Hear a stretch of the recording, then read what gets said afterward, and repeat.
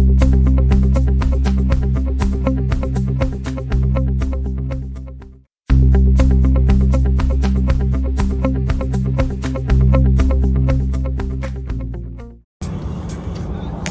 ladies and gentlemen, we are now approaching Luton.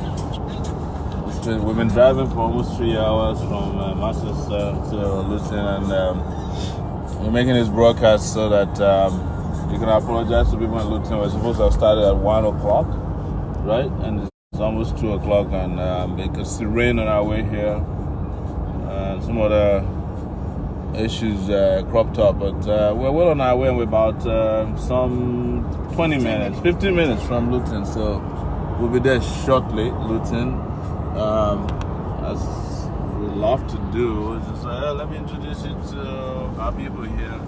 Look at who's driving today. Please say hello to everyone. Hello guys. Don't be distracted, you get it. Hi, this is Eunice Mukola. Yes. We'll see you in a bit. And AY is already watching. AY. Yes, it is AY.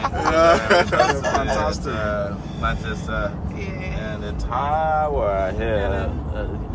Good afternoon. So everyone, so we'll be in Luton, and we'll be in London tonight, 8:05. Is it restaurant 8:05, right? 8:05 restaurant. For another town hall meeting in London proper, another one tomorrow, the 57 restaurant.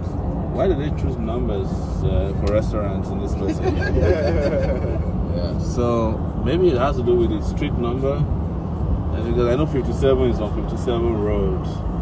Anyways, so if we are, wow, we've already reached 115 views. Wow. 120, my goodness. You know, those are the people who like to say C Road. Not a C Road though, C Road. C Road. This is, what highway is this? It's M1. M1, okay. C Road. This highway, M1. Alright. C Road, demarcation, proper roads, speed limits, everything is here. This is very close to Luton, about 15 minutes to Luton. Yeah. Oh, Dimeji, I see you. Yes, that guy's working up in the US, huh? So, yes, let me say hello to Andy Obeya, Victor Ashwaju, Monday, and Nabulele. These are our regulars, man. The moment they get to the announcements, they jump on. Right? Thank you. Julia Jackson, Funlayo, Fanuga, Ibrahim Bello, Georgie Gatsby Infinity, Oladujoye Felix is already on, Ehi John Jr. Obo, Tio Sticker, thank you, good afternoon everyone, Shegun Yesonya, good afternoon, Dimeji Ayawale, Dimeji, yes, Abe Akadiri, Ayogundimu, wow, so it's having a break, that's a Citizen AY. He did fantastic today when we visited the Man U Old Trafford Stadium. Had a great time there. Tops on Yalo watching. Emil Anthony Paul.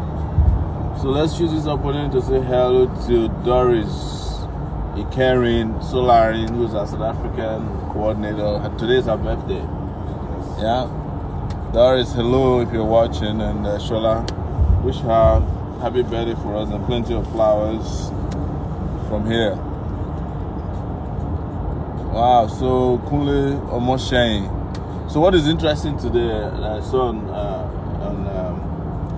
the news, is El Rufai is calling Peter Obi ethnic bigot, you know. So, and people are replying that which one is more bigoted than the other, you know. But it's good that these people are finally coming out and letting the world know who they are. Of course, Peter Obi is a well-known ethnic bigot. I don't have any doubt about it. But you know, if you look at it, he's not even fight. He had never fought for his ethnic group before. They are all fighting for themselves. Because I remember when he was governor, he spearheaded the killing of a lot of IPOD guys. Yeah, cold-blooded murder of IPOD guys. So that's going to be Atiku's vice president, ethnic bigot. and El-Rufai, of course. They have been telling his own story too. So more, please, Peter Obi versus El-Rufai, while we take back our country back from all the ethnic bigots, including the most senior ethnic and nepotistic, tribalistic ever president of Nigeria, Muhammadu Buhari. So people, Desmond Isaac, Sobobo Henry, Kabaside, they are still using that Kabaside. Yes, Lord Osola. So if you are near Luton, we're very close. We are 10 minutes away. If you are still at home, start heading out to the venue of the event. We're 10 minutes away now, according to 10 minutes. Google. We're exactly 10 minutes away, right? Yes, sir. From the venue of this event. Please donate to our cause. Somebody saying, Dimeji, you said we asked people to donate. You didn't put the account number there. Adeola Dion. This is wow, some I name Asuramu. Was Asuramu? And okay, man. Honorable Olajuwon Tubanjo. That's good. Buki Abidoye, Abiodun, Everyone to me, okay. Georgie Gatsby, Infinity, Uchechi, okay. Usuchuku says Sowore coming to Birmingham. We said if you want us to come to Birmingham, you have to organize it. I cannot just stop by Birmingham City and start knocking doors. Yes. But we can come if we plan it very well. Take it back, Kunle Omoshein. Tracy Thompson, that's my friend from New York. Good to see you watching. James Temidayo, Timothy Oliver. Hey, it's important to say hello to the people of Manchester. They did fantastic last night, raising funds for us, man. I like the scene in front of us. Yeah. Where is that? That's we're going into Luton now. No, this is Luton now, right? Yeah. We didn't say Luton, you know that. Yeah. It's Luton. Yeah, Luton. So that I think people don't start getting excited when they hear Luton, That they start Luton. Luton, Nigeria forever. Luton, here we come. Stop. Luton, here we come. Wow, fantastic. Yeah. Great. So you can. What is that? That's Wikis, right? Is that how the Wix? Is it Wix? Yeah. Oh my God, my English is terrible. Wix. That that place is where Ibori first started stealing. Yes. I remember that Wix. Yeah. There's all these Nigerian leaders. They didn't start stealing today. Saraki started stealing in 1992. His first official theft was 500,000 naira in 1992. Documented by police, but yet people still went ahead and voted for him in Kwara State after he looted a whole bank, and then some senators, enemies of the people, made him Senate president. But there's nothing that cannot happen under a brainless, lifeless president, right? Lord Osola, yes. Falade Shola, thank you. Said, yeah, Ibrahim Bello is talking about good road network. Is it the road alone that you're talking about? Adesoye said, Mr. President, I'm volunteering to pick people from Canning Town Station to the 57 venue for tomorrow's fundraising. Wow, that's impressive. Wow, that's very good. Thank you so much. Thank you so much. We're entering into Luton now. Luton, no, not be Lutino. Luton, eh? So that we pronounce it in the Yoruba way. Yeah, Luton. Luton, we are 7 minutes away. 7 minutes away. If you're there, we'll see you in a bit. Just past the courtyard. Courtyard, nice hotels right here. Little budget hotels, yeah, it's beautiful. It's nice out here, people, Do these guys have a soccer team as well? They're probably the only people without a soccer team, eh? They do. They have it. So where is Dundee? Is there a town called Dundee? That's in Scotland. Okay. Because that's how we grew up. Our mom calling us Dundee United. Dundee United. Yeah, see, I was like, look at the way he's looking at me. Dundee United. Because they don't know how to play. Is that the reason? Yeah, that's I think so. I think they suck so bad that everybody just used them. They became the butt of jokes. Dundee United. Probably they lost all their matches 1 year.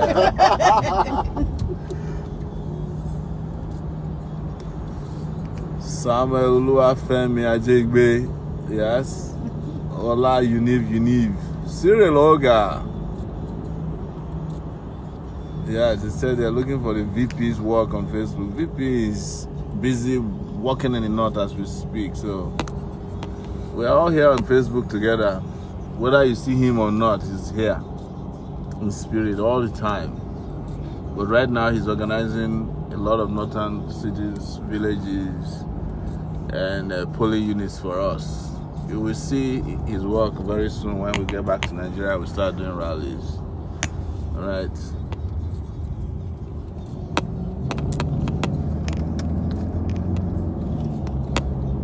How many more minutes do we have now?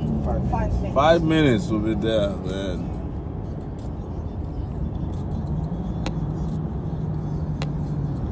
But you have to give it to the Manchester people. Their cities look a little newer than this Luton. Luton looks like a pretty old city. Yeah. People of Luton, I'm just joking before you get upset. And refuse to come to town hall meeting.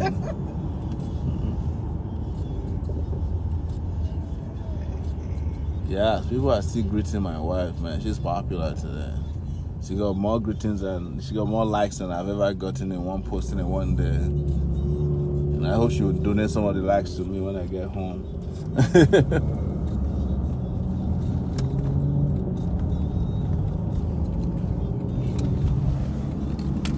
Sea Road. Eh? This could have been like Asaba Wari Road, you know. Yeah. Or like Enugu, Port Harcourt. If not Nigeria, not police, you don't see police checkpoint, don't dig the road. Yeah. You know, stopping They just everybody. wave you down, what you carry. Olayinka Jimba, this is another guy has been doing a lot of campaign on Facebook for us. Amazing, he's all over the place. Angela Uriaki, Angela is in Nigeria. Stephanie Sinoda is saying that Luton people are very rich, so we should be able to get a lot of donations today. Yeah, we look forward. Somebody says zero chai. This is nothing compared to what we saw in Australia. That was really Australia is beautiful. But Nigeria will be more beautiful than Australia and UK next year if you do the right. If you can do AAC, Take it back. take it back. Kemi Alex, yes. So if you have any family members here in Luton, start calling them up to come to this town hall fundraiser right away, so they can you see them.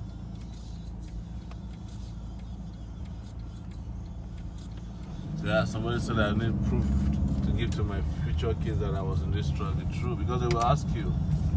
Yeah. Your children will ask you, that's Larry Falano there. Jumo Peter still greeting the First Lady. Esther Asham. Buki Abidoye. Yanugo Gazi, she goes here. Abdurashid Akwani. Someone said, acknowledge me or I will acknowledge myself. Who is that? I think his name is it Ayanugo Chigoze. Ayanugo, yeah, I just think I just acknowledged that person just now. Thank you for letting me know. We're like 2 minutes away from the venue of today's event in Luton, so we're exactly an hour late. Apologies, please. Even I made a drive. I've not reached out. I've not reached here since. Yes, sir. But I don't get UK license and I cannot drive a car with steering on the right side. I don't know how you guys do it, but yeah.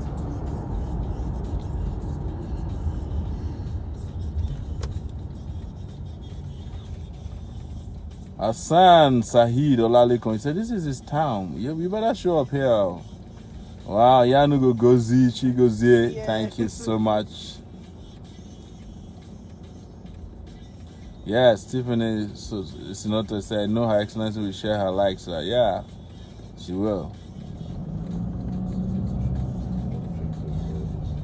Mohammed Suleiman Okoyemi, one love, AAC is the way. Thank you. I'm looking like, it's like I saw this inspire something. Is it? Yeah, what's the venue again? Some Inspire. I think that's Oh, the yeah, place. that Yes, must be that's You passed the place? yeah, that one there, right there. Okay. Sorry guys, we lost our wave just for a second. Someone is asking where is today's meeting? Read it out, huh? It's Inspire. Do you have it? Inspire Little Sports Village. Okay, it's Inspire. What's the It's postcode? right here. Yeah, you can see it. You can see it on the wall. Inspire Luton Sports Village. Okay. Perhaps said I'm on my way, Mr. President. Thank you. This is Luton Sport Village, man. See how they invest in nice things for people around here.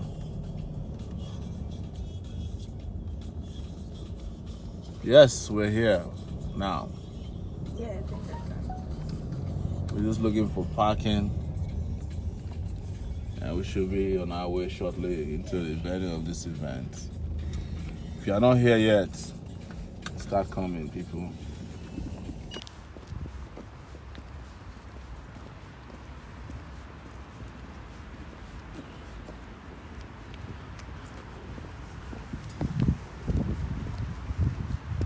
Great people of Luton. How are you? It's not a blessing. I said I won't miss this. Yeah. How are you, brother? Okay, man. How's everything? Good to see you, Luton.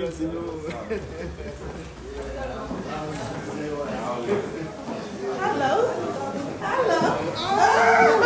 How are you? Good to see you again.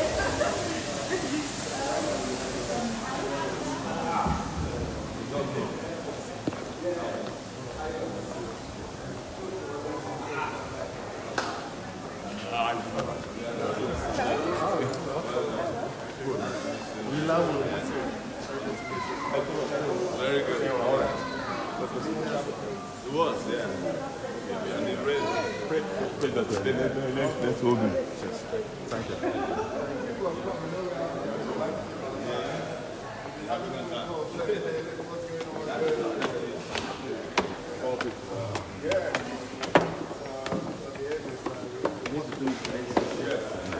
Sorry, no. Let him sit down. Yeah. Good to know.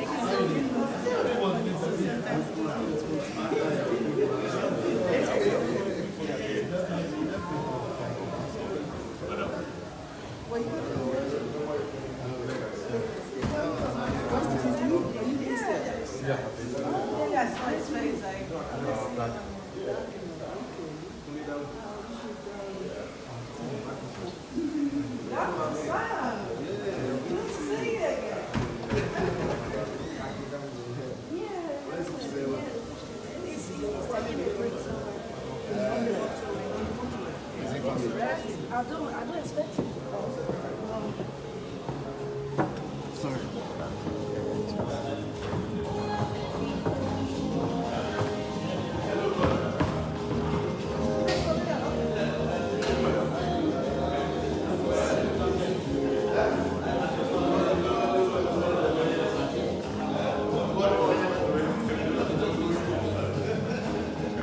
Check 1, 2.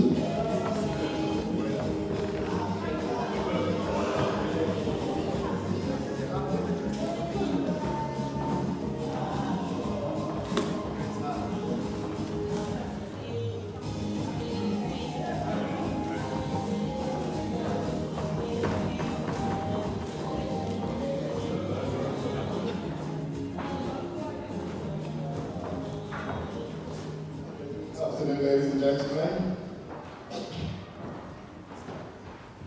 Slight apologies for the delay. As you can imagine, we've had to put this in a very short time. We've run out a few times, a few amount of days to organize this fantastic day, and I'm glad that we are here. As the first things first, I'm glad we're here, and I'm very proud for those who have traveled far to be here today. Also, I would like to say apologies for sincere delay. So we're here. First and foremost, I would like to acknowledge Jide, who has been very instrumental in ensuring that the whole of this organization to get us here today was very, very thorough. And for him to be so steadfast in what he believes in our collective vision and our brought us here. And most importantly, the drive that he has constantly put in, the effort he has put in to make sure that people who are relevant to our cause are in us today. So please, can we say that here to Jide as we welcome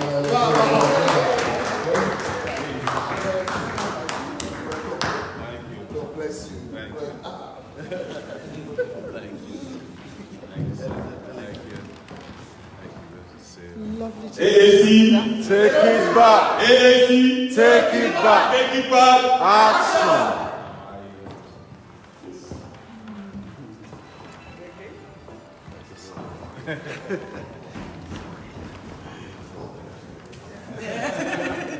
Thank you, ladies and gentlemen. I'm going to start again. We are here today for a reason. No matter how many numbers we have here, ladies and gentlemen, for the fact that we are here at all makes a lot of sense and makes a lot of joy that we are going into putting it and having it start.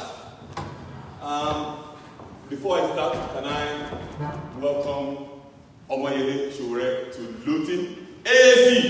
Take it back. AAC! Take it back. Take it back! Action. Yes. We welcome you here, Omoyele Sowore, to our small town of Luton. Before I go on, can I just say a little bit about Luton? Luton, I've been here for some time, is a small town. We have not been given the city status yet, but Luton, that's the only town in Europe with the biggest one-day carnival. Luton, the most diverse and most cultural town in England. We've had that for many years.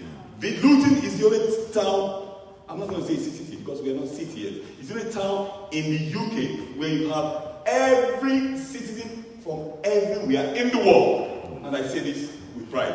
Yes, so Luton, a diverse town. I've now welcome our man here, Omoyele Sowore. Sir, we are glad and happy to have you here. Thank you.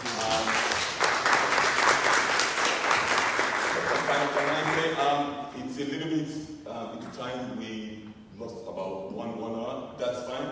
But for the fact that we are sitting down here, that is the purpose. We're going to kickstart with our national anthem. So please, can you rise for Nigeria's national anthem, please?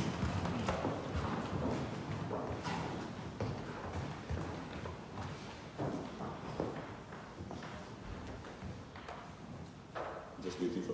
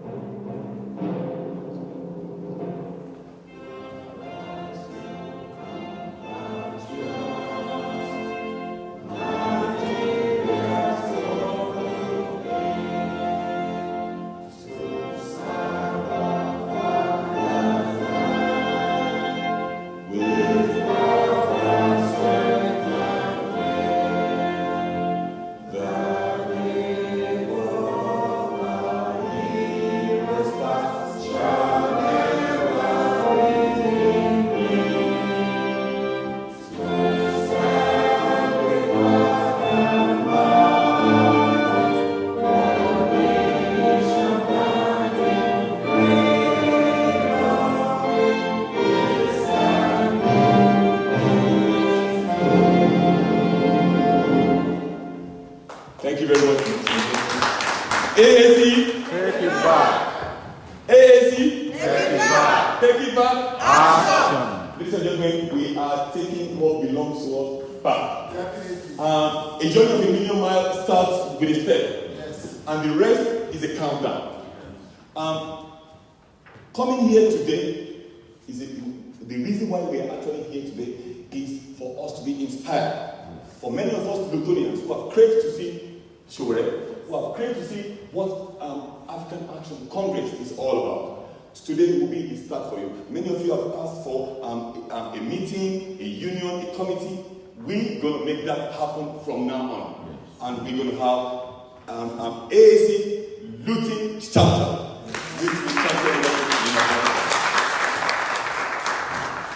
Before I go on, can I ask a few of our notable Lutonians, people who have been there for many Nigerians here. I remember 19, 20 years ago, when I came to this town, there are people who have stood and helped every Nigerian in many ways. They've been there. Please, will you put your hands together for Mr. Eric, please? Please, Eric, will you join on the stage, please?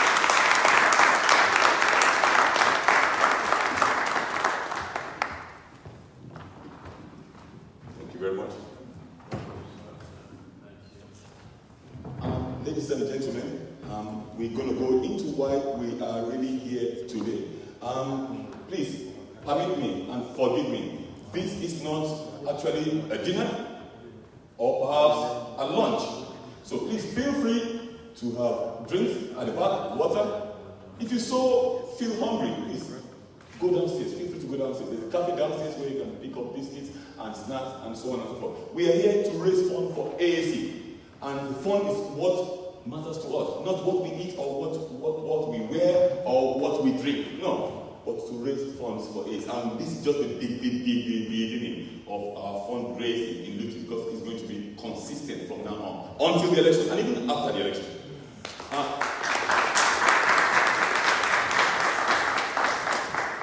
Our reason here today is to present to many of us who are not in doubt, but who are not in the know of what AAC is all about and what that party actually stands for. Today we're going to be presenting a theme, which is 21st century leadership. What does it take to be a leader? Or what has it taken to be a leader in the past? And what are those shifting paradigms that we want to bring in now? What should change? And what should we include in those that tend to lead us? Because we tend to have this recycled cabals who come with the same surnames and wanting to live that life of embezzlement over us without anything to show for it. But I know there will be a time when somebody in this life will stand up. And that person, regardless of age, will be the one to confront those who are leading us into nowhere. I commend the effort of Omoyele Sowore so much. I so much respect him. We have a lot in common, and I've followed him for a long time. To be honest with you, I have not seen a politician in Nigeria, whether before, now, that can stand and tell those who are in power that they are wrong. Yeah, sure. I have not seen any politician in Nigeria who will actually call them by the names that they are, thieves. I have not seen politicians who will stand up and face them in an interview and bring them to where they belong, low level. Guys, this is just the beginning. And there's work in our hands. We all have to chip in. It's not only about money. It's not only about what we put in those envelopes on the table. It's not only about that. It's about how we liaise with our people at home, how we connect with them and sell the principles and doctrine of AAC to those people at home, those who are going to vote. Telling those people at home, those who send money to, let me put it that way. We all send money time. Tell them, look, there will be a time where you will be sending me more and more money. Because you will be more comfortable than I will be here in someone else's land. Ladies and gentlemen, before I talk too much as a teacher, I can talk from now till tomorrow, and I'll make you sit down there. So please, I'm going to invite on here Mr. Solomon Aleto, who is going to take over from me. He's going to be presenting, and later we're going to go into what we mean by Spicer It. That is the AAC Sowore's manifesto. We will go into that as well, and then we'll go into our fundraising proper. I believe we're all here for a common reason, and that reason is the support for African Action Congress, regardless of what our background is or ethnicity. Please, can we welcome Solomon Aleto? Thank you very much, Jide. Good afternoon, ladies and gentlemen. Good afternoon, sir. Good afternoon. I am very excited to be here. This morning I woke up, I was a bit anxious, not because of what I was going to talk about, because I had a football match and I'm a coach, so the game was the first thing on my mind. But I had prepared myself for weeks to meet this fine gentleman here, not because he is running for president, not because he has made so much noise that has created impacts in our lives, if you're actually following him, but because he intends to lead us. And that's very crucial, especially from a young man like myself, if I call myself young. It's very crucial for us. We look at Nigeria and say, what are we lacking really? What is it that we're missing? I've watched so many of your programs, I've watched so many of your interviews, and we've listened to ourselves. What is it we are missing? The slide presentation we have here is to really bring that out. Because one, we want to support, and one, we need to know what we really want. So what makes the country great? Like we said, I will take a line from something you said earlier. What makes the country great? Resources, we could say. We could say if we're being creative, or we could go to the innovation side of things. But technically, the most important thing about greatness and a country is its people. Regardless of how we look at it, the people of a country is what makes it great. Now, what are we doing about those people? What are we doing for those people? What do those people really want? If you are aligned with that, you can very well call yourself a leader. You don't even have to go out of your room. You just have to know that you know and feel what the people feel. Then automatically you become a leader. So that is what we are going to talk about today.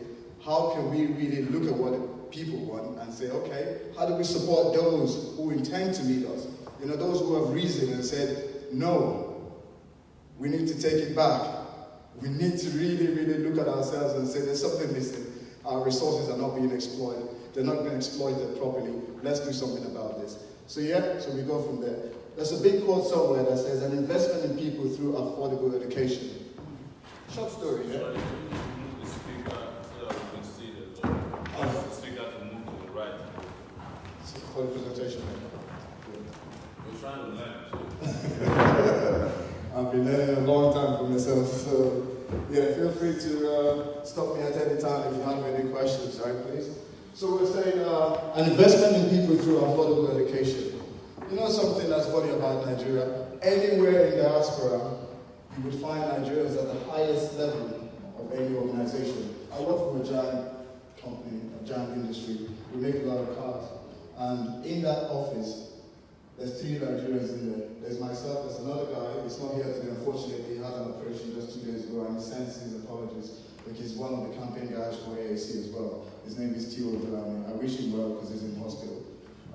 Now, as you can imagine, affordable education is something we've been craving. Why do we have to come out here and get the best education? Why? Why can't we do it in our country? It's simple. Leadership.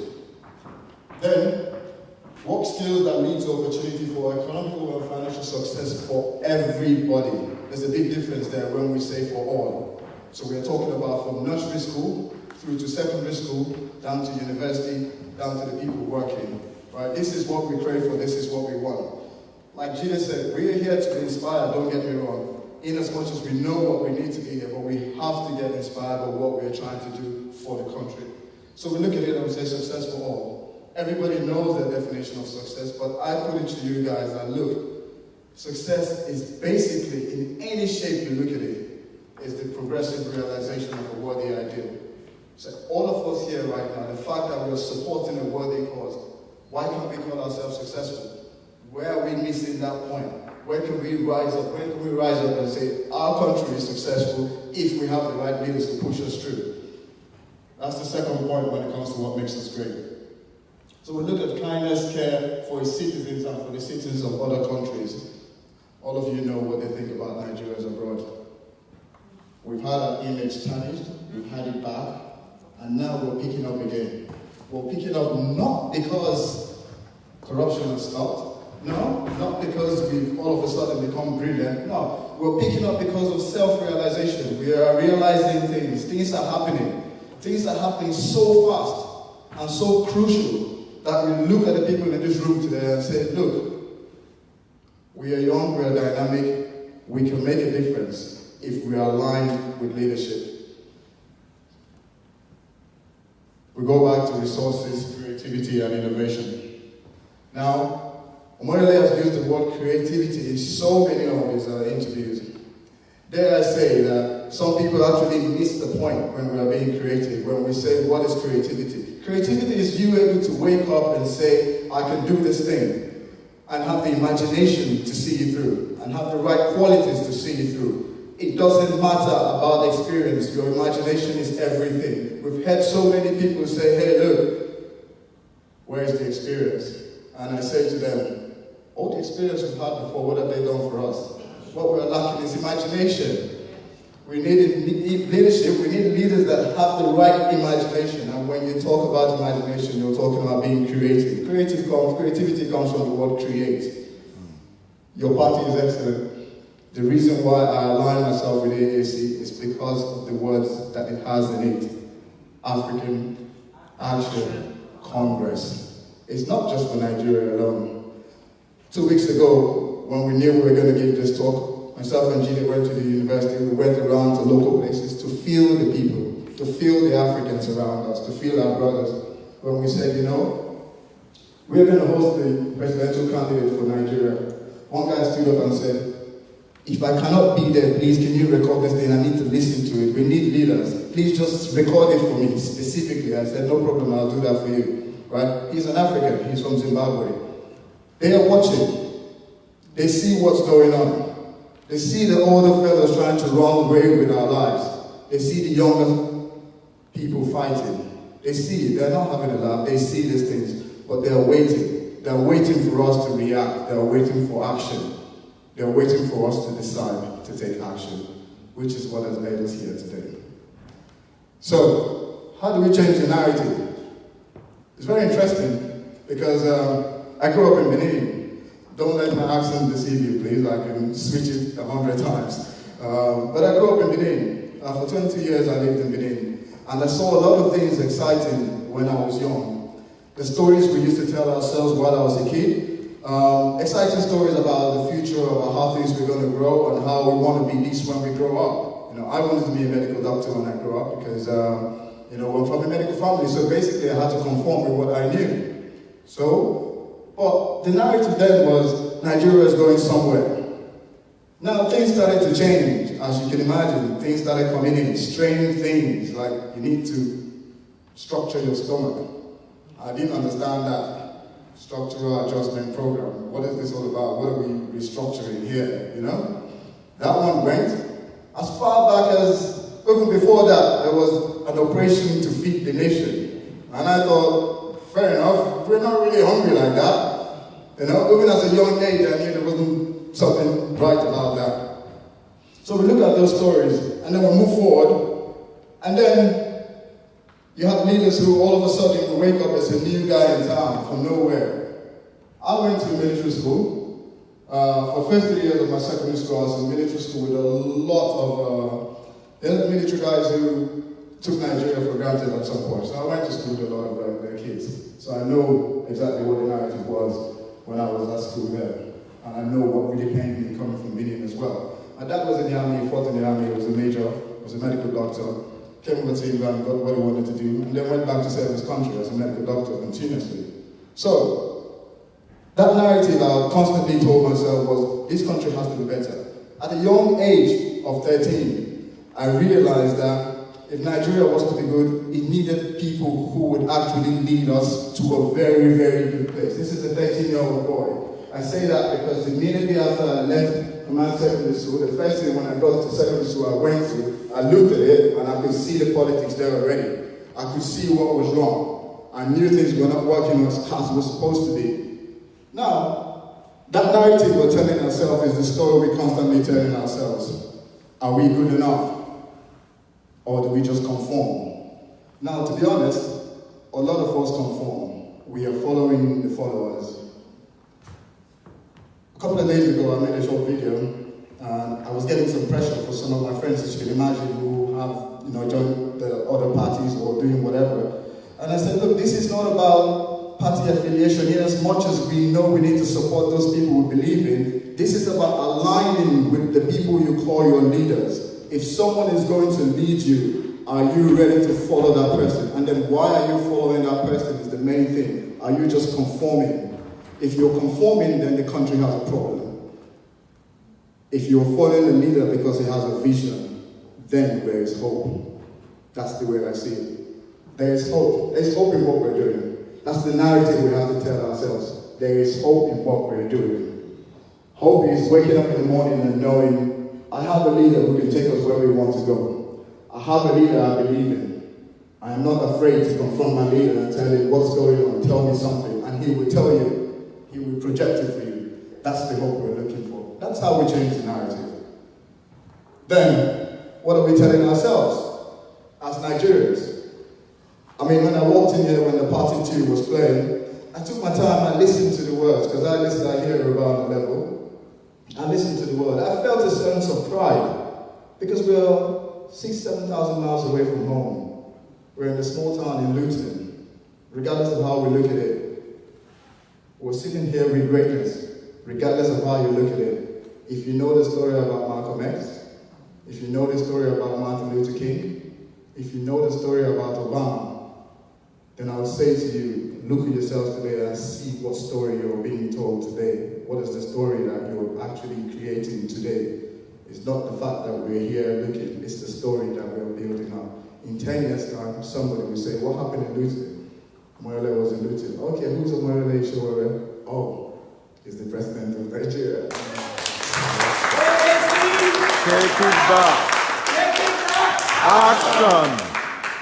Thank you. Now, how are we preparing for the future? This is it. We're already doing it. Don't get me wrong. We're already preparing for the future. We have a lot of angry people in Nigeria. We have a lot of anxious people. But if you dig down, if you go deep a little bit, just a little bit deeper, you will find that what's making a lot of us angry is the fact that we just seem to be conforming. We are not actually following true leaders. We're just conforming to stuff that we can change. That is why we're angry. I remember one time I was driving back in Nigeria and someone saw me, he recognized me, he stopped. Someone, hey, and another guy was beeping behind him. This gentleman switched 360 degrees from a very nice person to a very angry person. Now I'm just coming from England. I haven't seen that kind of thing in a long time. I took a step back. Where did that come from?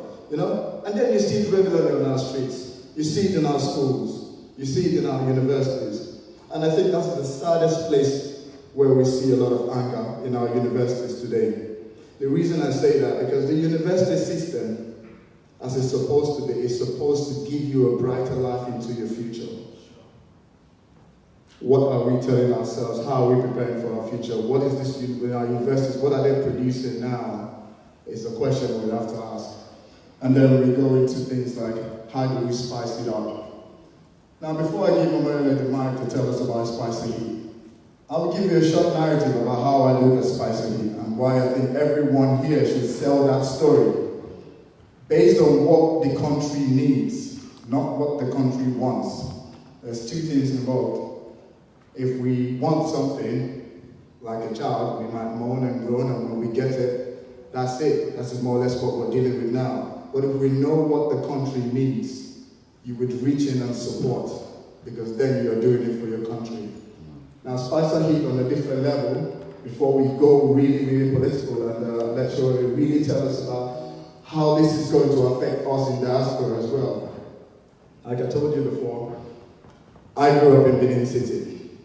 In diaspora, there's about roughly 20 million Nigerians in diaspora.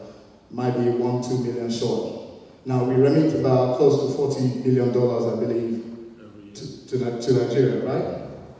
Now that's almost the budget. That's a huge amount of money from the diaspora. It's a huge amount of money. Now we have that impact. We know we can do it. Now when we look at it and say, okay, from a security point of view, what is it that we are offering back home? Okay, we're giving them money, we're offering them, yes, a level of security, but why is security an issue? I'm here because it's a choice for me. This place is a choice. It's not really where I want to be, right? There's a situation with power, we all know that. But what are we doing to change that? We're going to try and fix that. And then we have infrastructure, there's bad roads. So I'm driving around the place, I'm like, oh, why can't our country be like this? Every day I have this thought. Corruption is something we can always talk about. We know, it's almost in our DNA now. It's almost shameful, but it's not a big problem because we can prevent it. Now we look at the economy. Now the leaders we have, they're doing what they can do, let's put it that way. But what they're doing is not enough. A great man once said, make sure you do all you can do. And all you can do is what you can do, but make sure all you're doing is enough. If we look at ourselves right now in terms of support, are we actually doing enough? Are we sharing this narrative? Are we selling ourselves? Are we selling our party?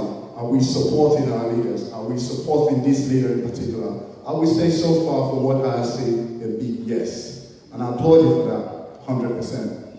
Now, in view of restructuring things, I looked at restructuring and said, how do we restructure it? Oh, look, there's a lot of R&D going on at the moment within ourselves. We're researching, we're developing ourselves. The reason you're here today is based on one thing. You decided to come here. We didn't force you, no. We didn't drag you, no. You made that decision to come here. It's a level of restructuring going on within our psyche that has brought us here today. And we need to tap into that. As you can see, I'm coming from an inspirational point of view from a spicy kid, not the political side, which we deliver, right? And when we talk about health, what are we doing here? Majority of us, we're here because we can't afford the kind of treatment we're getting back home. My wife is here today. She struggled with an ailment. She has a strange ailment that many people don't know. Back home, she would probably, I don't want to be bad about it, but I don't think they would handle it the way we expected it to be handled. So that has to be addressed as well. Now, education. I'm very big on education. I love education. I love educated people. I love hearing kids 2 years old expressing themselves. I have a daughter who's 2 years old. She says to me sometimes, Daddy, you're silly. And I look at her, and I look at her mom, and I say, you know what, if she can tell me at 2 that I'm silly, that means she knows I'm being silly. There's a reason for that. That means she's being schooled, But we know back home, if your child tells you you're silly, it's a whole different level. You have to come talk to the teacher first and say, what are you teaching my child? But here we have to analyze it. That's the kind of education we're craving for, where children will be creative, where they'll be imaginative, where they'll be informed. They can give decisions, they can influence things. That will happen, I know that. Agriculture, at school, secondary school, I went to Command Secondary School in Kwaja. I used to be very good in planting corn and all these things. I have a garden and still plant things here because I want to align with what's going on, what I know, what I enjoyed growing up. I still want that alignment. But is it working? Yes, it's working because I've restructured myself to think Nigeria will get better. It's not a case of, we need to get better. No. The days of Andrew wanting to check out have actually gone because now what's coming back is we have to wake up and take this thing back or else we will still be looking for the next Andrew to tell us to check out. So on the agricultural level, yes, we know what we have as a community. We know Nigeria is one of the places in the world, if you throw a seed up and it lands, something will grow. And then you wonder why we're hungry. You have to question leadership. Tourism aspect of Nigeria is great for me because I travel a lot. And when I go to Nigeria, I go to the village. I go to my mother's village, as Lanka said, it's near Okene. Some of you might have heard of it, some of you don't. It's close to Ondo State. I go there and I spend a considerable amount of time because the alignment with the villagers is completely different. Now they have mobile phones. Some of them are watching us now live. That's what's important for me. They are supporting us, regardless of how we feel we are here. There's 1,000 people watching us to see, hey, look, what are you guys doing over there? What are you doing outside in for us? That is why I respect what Omoyele does in the diaspora. because he doesn't stay still just at home. He moves around the globe because he knows there's 20 million of us that are willing to stand up and spice up Nigeria for him. So ladies and gentlemen, I don't want to talk too much.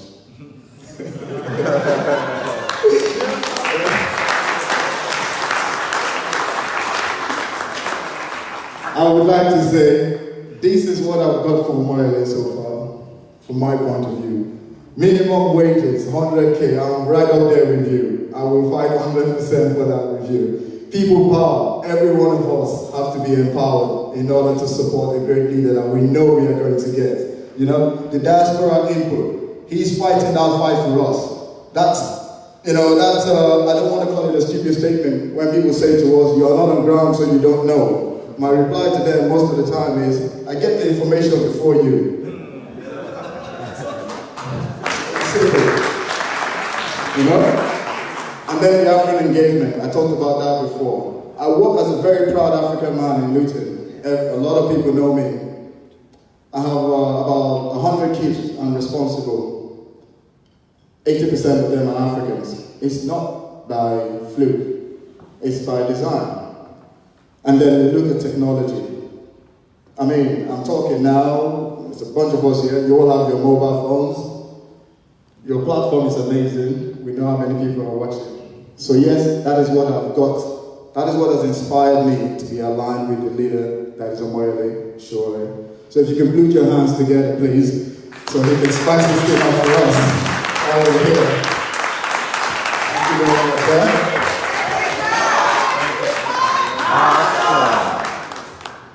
AC, Take it back. take it back. Action. Hey man, I have to thank you so much for starting off this day.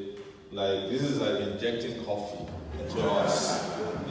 It's amazing, and I want to thank everyone for coming out here in Luton today, and also the organizers of today's event. Where's Mr. Taiwo? Thank you so much for bringing us together here. We are blowing through the United Kingdom. As we do everywhere we go, we call ourselves the hurricane. And everything we take with us as we move through cities, we move through villages, towns, we move through senatorial districts. Everywhere we reach, we clean up. And as we're moving down through towns and cities and physical structures, we're also moving through people's minds. We're sharing ideas that have become now dominant. You cannot believe, and I say this all the time, I don't have a structure for explaining why we must change Nigeria to anyone. I don't go around with PowerPoint presentations, even though I love them. You know, I go and reach people wherever they need to be met and explain to them that this is not difficult.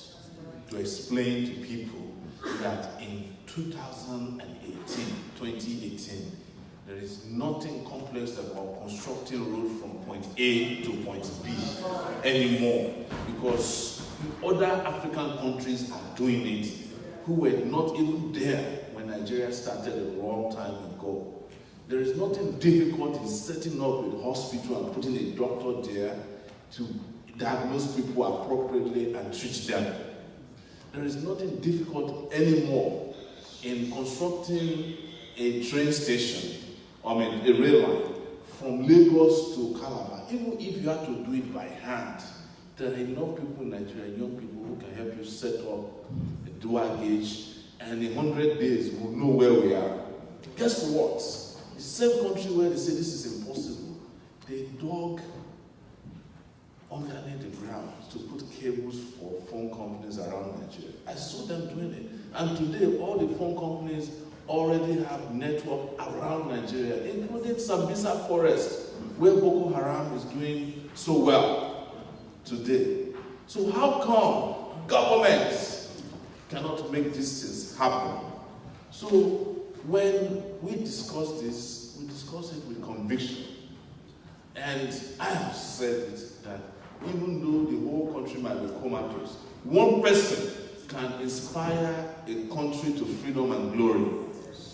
And the rest of us just need to wake up and embrace these ideas and ideals that can make our country a fantastic country. I have no doubt, I cannot lose hope in Nigeria, because as long as I see the people they call Nigerians, they are the most unique people you can find on the surface of the earth. But then you have to wonder, and curiously too, how is it that these very dynamic people allow themselves to be governed by fools and dumb people? Some of the most educated people, if we walk into Luton today and we look at records, the best doctors are likely to be Nigerian, the best lawyers are likely to be Nigerian, the best architect is likely to be Nigerian, the best teacher. I've been to places in Europe where, people who are residents there, people who are citizens there, insist that they want their children to go to the school where the Nigerian teacher is. They insist that they want to go to the hospital where there is a Nigerian doctor. But the same thing is not applicable at home. But guess what? In just 8 months as a movement, in just 2 months as a political party, our ideas are spreading like fire. To the extent that even the analog-brained leaders in the country are stealing the ideas every day, even though they can't catch up. Yesterday, I think I actually read this morning, Buhari is saying that they are now going to make broadband available across Nigeria. Wow, I said that's digital leadership, but it's coming too late because the man doesn't understand the meaning of broadband. Somebody just told himself about, if you don't finish these AAC people by catching up with them, let's just go and issue a statement that will make broadband available. But we have gone past that level. We have reached a level where we have promised Nigerians that Wi-Fi will become a fundamental human right. Because the whole idea of broadband is still phone companies ripping our people off. But our own idea of it is that it will become free, almost free, because there are companies out there who would invest in the people of Nigeria. If only they can find a government that they can relate with, who can help the ideas become something that will benefit the people of Nigeria. So recently, we've been getting involved in meetings with even some of these European representatives. They're catching the fever as well. And one of them invited us to a meeting. And we started having a conversation. They said to us, look, there are things that, even as much as you think we are not trying to help you, there are people who we bring into this country and say, look, provide free things to Nigerians, things that they are willing to. He said, but the special interest in the country will not allow it to happen. So there are people here whose job is to be a stumbling block to development and progress in your country. And as long as they are there, forget about the future. But you are sitting down here, every day you bust your behind to think about home. Like our brother rightly said, anytime I'm in Nigeria, I don't know what is happening in Nigeria. The moment I step out of Nigeria, I have more information about Nigeria than people who are living inside of Nigeria. That was why Sahara Reporters was so successful. I will break news, and ministers will be calling me in Nigeria, Sowore, where did you get the information from? Because we are part of the government, but we didn't know that the president has traveled out of the country. Because we are here perpetually interested in how Nigeria will become a great country. Also because we are also tired of staying in another person's country. That's right. All of us, almost. Nobody can tell me about it more than myself. I spent 19 years in the United States of America. And I'm tired of staying there. I'm tired of staying there because no matter how well it looks, there's just nothing like home. There's nothing like being able to wake up in your own country feeling that you are genetically tied to the place, where you feel happy and healthy. One of our brothers who couldn't make it to this place today was talking about his back. He has chronic back pain. But he said anytime you go to Nigeria, the heat in Nigeria can heal your back. Yeah. But right now, the government in Nigeria is breaking your back. The leadership in the country is breaking your head. We need to change that. The only way to change the Nigerian narrative of death and destruction and disease, the DDD, the triple D, is to change the leadership of death, leadership of destruction, and the diseased leadership in the country.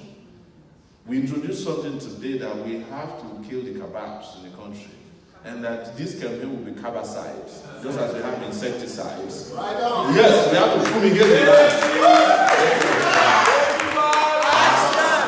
And there's nothing to be apologetic about, ladies and gentlemen, in the work we need to do for Nigeria.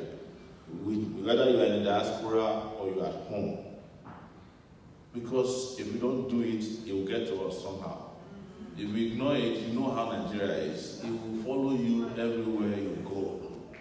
If we don't do something about it now, and this is the best time, the country will go down completely. It's almost reached ground zero right now. I'm talking about Nigeria. I've been traveling Nigeria for 8 months non-stop. And each time we travel in Nigeria, we also have the bad luck of traveling outside of Nigeria. And you go, you can imagine you are coming from Sokoto, and then you find yourself in Perth, Australia, like the following week. The paradoxes of those two places, geographically, physically, humanly, makes you become very depressed. When you are then traveling back to Nigeria. You imagine traveling back yesterday from Muritala Mohammed Airport, right? One of the worst in the world. And then landing at Heathrow. And then the next moment you are in Manchester. You imagine traveling between a place in GRA Keja to get to the airport, which is 10 minutes, but it took you 45 minutes to get to the airport. Because there are potholes, there are police checkpoints, all kinds of humanly impossible obstruction. And then the next moment, you are driving on M1 all the way to Luton, and you're asking yourself, who caused what? Because these things are not fundamentally difficult. You just find human beings who constitute an obstruction to progress. And we know them. And we are curious about them. But regardless, we will still gather ourselves together. Somebody will call you from Nigeria and say, have you heard about Atiku? Yes. And they actually cost themselves by claiming that they are articulated. It's just like saying that I want cancer to infect me. I want to be infected with cancer. Yes. Or that you wake up and say, the only person who can lead you into the next century is the Buhari, who has admitted personally that if he was younger, maybe he can try. He said that a year into his regime in South Africa. Another president met him and had a meeting with him, Donald Trump. He said, I just met a lifeless man. What testimony else do you need that it is time? Even I'm sure that Buhari himself is wondering why Nigerians still want him. They must think that these are the most foolish people in the world. Look at imagine, because every body language signal he can give you, he has given you that it's not ready. The man spent 100 days in the hospital, kept your air jets at the airport here. By the way, Luton is where they park their jets. Yes, there's a hangar here for private jets. That's where most of the criminals land and keep their private jets. Guess what? That's 5,000 euros per night to park their jets here. That's the cost. Yes, or even more. But they don't care. They must spend 100 days. But guess what? In Nigeria, when he arrived, they put in signboard, billboard, and they welcome back, sir. May you live long. Somebody who is lifeless, we are wishing him to live long. You are the one who something is wrong with. When his son fell off the bike, and he went to Germany to take it, they put a signboard at the airport. The level of sycophancy of Nigerians, not all Nigerians, but some of the leaders, is such that we just have to do something urgent about Nigeria. And who are the best people to do it? Those of us who, whether we like it or not, are the ones sustaining Nigeria today. Somebody said 40 billion or 50 billion is how much money we send home. We do send more money. You know why? Because that's the one that is officially sent through Western Union, World Remit. But when Nigerians want to send real money, they don't send it through the official channel. They go to the airport and give it to somebody. Say, help me drop this thing at home. That is what has kept Nigeria going, I mean the country of Nigeria going. But you have a duty to not only stop at sending 50 billion home. We need a little bit of investment more in ourselves, in a political process that can deliver this country so that finally you too can breathe easy. Yes, I'm sure that the money you send home every year, you could do something with it. But sometimes people have to forego their annual vacations so that they can send money home. You know, because whether you like it or not, you must have a relative that's going to wed. There must be someone who is sending their children to school. There was somebody who just fell sick and is about to die. Even when they don't meet any of those categories, you know the WhatsApp messages of sending you prayers when they want to ask for money, and then sending you proverbs. You don't send it on time.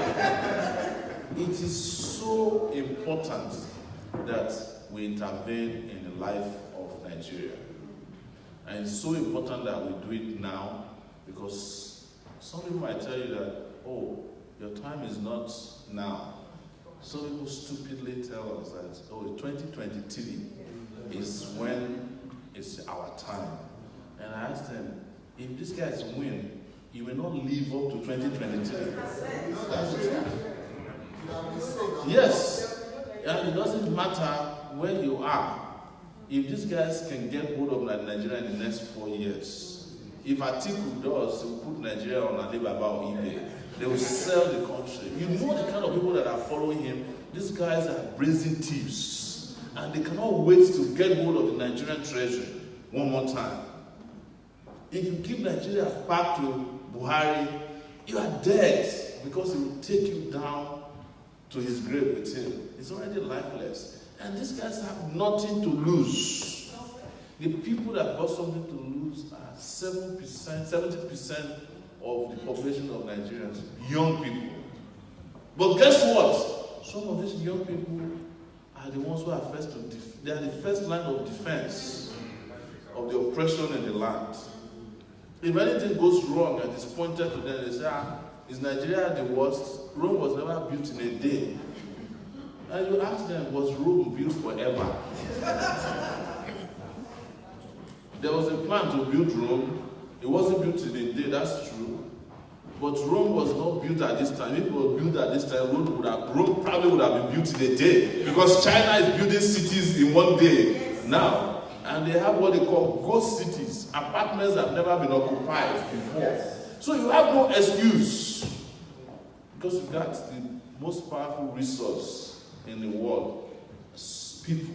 Nigerian people are the greatest people we have as resources. It's not oil anymore. Can I have your attention, please? This is a staff announcement. Can Ray from Mighty please come to reception? Ray from Mighty to reception. Thank you. So you have to think about this progressively. You have to be deep about it. You have to be deliberate about it to support a new generation of leaders. There must be a transfer of power, a transition from the current idiocy and stupidity to a digital leadership. And we have been able to demonstrate it since we started as aspirants, as movement people, and eventually candidates. Everywhere we have had a chance to have a conversation about where Nigeria should go. Nobody's in doubt that we are the best equipped. When I met the Minister of Communication, we were able to prove it that this man doesn't know what he's doing, and he's the Minister of Communication. That's the man in charge of technology in the communication sector. The man did not know how to use Google. Yes, if he did, he would have known that I'm not from Ile-Ife. Right? When we met other candidates and we had a conversation, no one of them could argue with us. When we discussed minimum wage, and they said all the economists in the country claim that it will cause inflation. That's the only thing they understand. Any economist that only understands inflation, you know that he's not an economist. He's just a trial and error speculator. And we have asked them, So 100,000 is going to cause inflation. He said yes. So we developed a tool online. It's called a salary calculator. You compare your salary with that of a Nigerian senator. So we discovered that if you are earning 18,000 naira per month, it will take you 36 years to make the amount of money a Nigerian senator takes home in a month. I mean, did you hear me properly? Yes.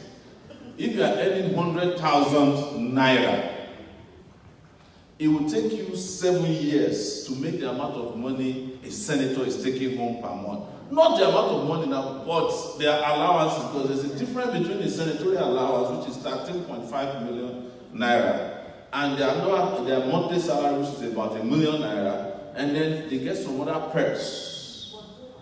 Yes, they have wardrobe allowance, they have saliva allowance, they have all kinds of allowances.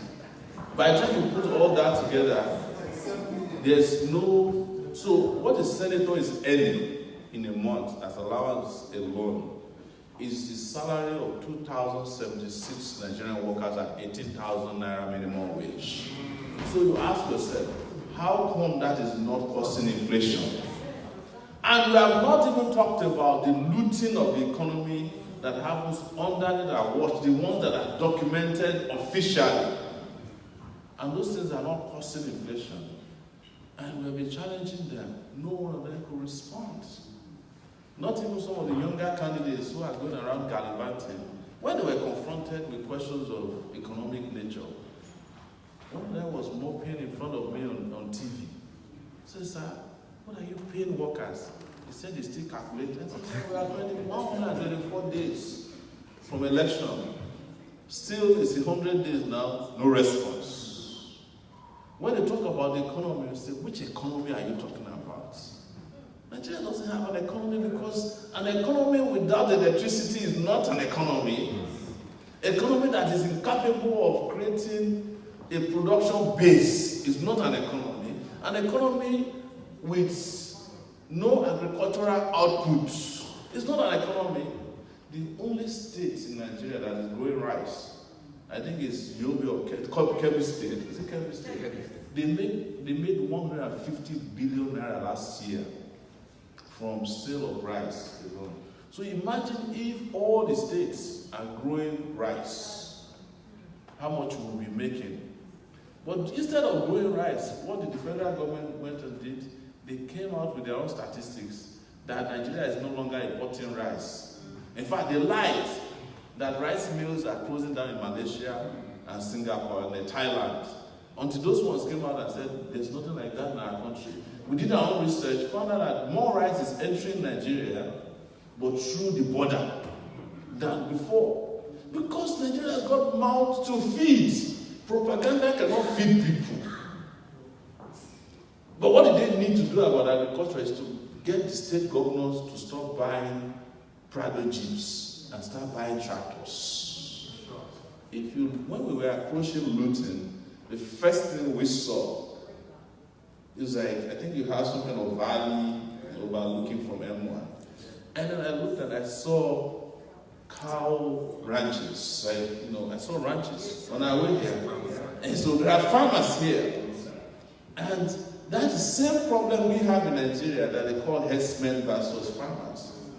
Because all the farmers that are killing themselves with herdsmen, they are the subsistence farmers that are growing 1,000 naira cassava per year. But if we are serious and we can ranch all the cows, about 3 million cows that are roaming around in Nigeria, and we can put ranch out there, the man who is a Hausa man gets a ranch, he puts his cow over there, we can even be collecting taxes per cow, because we are the ones helping you. And when your cow delivers, the government can know how many cows are born per year. We're not going to be like Buhari's cows that are always 150, per year, that never increase in number. At the moment you're able to monitor this, you have data and you can plan. But beyond that, do you know that cow dung can be used in generating electricity? That is digital and forward-looking leadership there. Over 1,000 megawatts of electricity can be generated from cow dung. Take it back. And what do we need? We need 24,000 megawatts of electricity to be able to put Nigeria on a 24 hours supply of electricity. It's not impossible to do. In fact, it's the easiest thing to do these days with the combination of solar energy, which is in abundance in Nigeria. Do you know on our way here, we went to a stadium, right there, the Old Trafford Stadium, where Manchester United loses their games every time. Yes, I will get you guys upset. So, and our tour guide took us around, and when we got to the main bowl, he was explaining to us how they grow the grass. He said the grass is about 90% natural, but 10% of it is fiber that holds the grass together so that it could be in use year-round. But he said something that was amazing. He said, we met some, we met some things on the pitch, on the main board. They're like, they have tires and they're like all these twisted metals. And we're about to ask him, we thought they were like irrigation machines. Turns out he said, we're not as lucky as you guys are. We don't have enough sunshine here. So they had to create artificial sunshine to keep the grasses growing year-round. Artificial.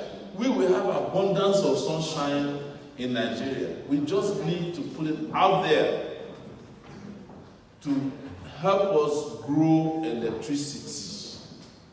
If you do Sokoto State, you do Yobe, in fact, there's nowhere in Nigeria that solar energy will not work. But there is nobody in Nigeria who is thinking about that because they don't even understand what solar energy is all about. Everybody is waiting for the oil for the Niger Delta. They're waiting for gas in the Niger Delta. And the moment the militants blow up a gas pipeline, the whole country is in darkness. They don't even understand that you don't need to pipe gas for it to get to where it can generate electricity. You can truck gas to an electricity generating plant, pump it in, and more trucks come in as an alternative way of transporting gas. Look at Nigeria in 2018. Households are not supplied with gas, so that you're cooking gas. They are still rolling gas cylinders all over the place in Nigeria. I don't know how many of you have seen gas cylinders, except maybe you are going camping in a long time. Nigeria is no single house. So, in all honesty, the country is a virgin land where you can practice any form of development at this time. In such a way that you look at Nigeria, maybe even in a year's time from now, and you'll be wondering, wow, I didn't know I was part of history in Luton when I was talking to these guys. Because we know what to do already. The brains to make Nigeria work, they are sitting in this room with us. Some of you are engineers that are working to build tunnels, to build trains. Some of you are working to design highways. Some Nigerians are helping to design airspaces for other countries. Everywhere else we go, we are helping to grow other people's economy. But we are not even allowed to peep into our own economy. Any one of you now who is planning to go to Nigeria, you have to first of all fast for days. And the fasting will include that when you get to the airport, that your bag will come out of the conveyor belt. The other day, we have a video on my page. Electricity went out for 45 minutes at the arrival hall. 45 good minutes. I mean, who is still doing that in the world? And you cannot find these leaders taking responsibility for it. What they're doing is right before our eyes. They go on the highway, construct like 2 kilometers, put a picture of it on YouTube and Facebook, and people will be clapping for them. But when you actually drive on those roads, it's all false. It's just doing experimental deception of the Nigerian public. it's a social experiment in deception. And we are in this continuous circumlocution. So what is Spicer Heat? Ladies and gentlemen, I'll run through it. Number one intention we have in Nigeria is to keep Nigeria safe. That's the word S is security. The second one is, of course, power. And we are bringing in technology to bear in providing electricity to Nigerians to the extent that we expect that in 2.5 years we will have moved from 4,500 miserable megawatts to 24,000 megawatts of electricity, so that we can at least have 24 hours electricity in all the major cities. That's not enough, by the way.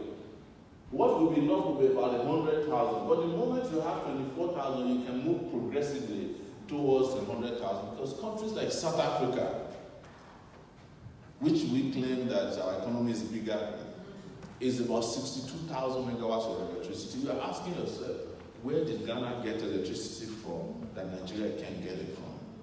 It's horrible leadership. Number 3 thing there is infrastructure. All of you that are driving on nice roads, right? We want to bring that home to Nigeria as well. And I tell you, there is something that hits me all the time I'm driving on a nice road. I don't know if it happens to you. In my mind, I feel like a thief. I feel like I should just steal the road and take it to Nigeria. So I'm always looking at this, where can we put M1 in Nigeria? So I'm looking at it, this should be Lagos-Ibadan Expressway, this should be Kano-Kaduna Expressway. That's how I feel. I'm always like, something is transporting whatever thing I find as goods to Nigeria. If I find a functioning airport, I'm thinking this should be Akure, And if I find, a functional school, I'm always thinking, we can put this one in Niger State now, That's how my mind works 24/7. That's how I travel. It's almost like, and these things because it's possible. Yes, you know that these things are possible. Because why? We actually budget for these developments every year. There is no time, ladies and gentlemen, every year that you come here that you don't see Nigerian leaders come around. And I know it's the most commonly asked question, frequently asked question. If these leaders see how things work in other countries, how come they can't bring it home? But Nigeria has the bad luck of electing or selecting or appointing people who are genetically wicked. There's nothing else can describe Nigerian leadership than wickedness. Because even things that they can do for free, they will never do it for you. I know of people who donated hospital equipment to some Nigerian leaders and they converted them to their own personal hospitals. Or Nigerian leaders who will build hospitals, they will even get money from NGOs or foundations around the world, and they will never allow the equipment to come into Nigeria. There was a time GE brought a turbine to Nigeria. Nigeria just needed to construct, I think somewhere in the south, just to construct a bridge so that they can take the turbine. They did not carry the turbine until it was spoiled to the place where they're supposed to use it to generate electricity. Is that these guys, apart from just being lazy and ignorant, they are also wicked people. And when you have those kind of leaders, it's nothing, because what goes on in their mind is, how can we keep these people perpetually enslaved? There was a minister who granted an interview, Minister of Health. They were asking, why are doctors going on strike? He said, why should every doctor be a doctor? My tailor is a doctor. Yes, he said, Minister of Health. He said, let doctors find other things to do. They can be, yes. This was not more than 2 months ago. You can search it on Facebook. He said it. That's the kind of prevailing mentality of people who are running Nigeria. So our number 4th position there is corruption. We know what corruption has done to us. We can't tell you enough. There's corruption at every level, but how can we stop corruption? We will bring technology to bear on, fighting corruption. Corruption don't exist without creating loopholes for corrupt people. Let me tell you, if your societies here allow it, people will steal here. as well. The word corruption is not a Nigerian word, it's an English word. That means that people in this part of the world understand corruption. But in fact, some of the worst corruption happening out of Nigeria are encouraged by European banks.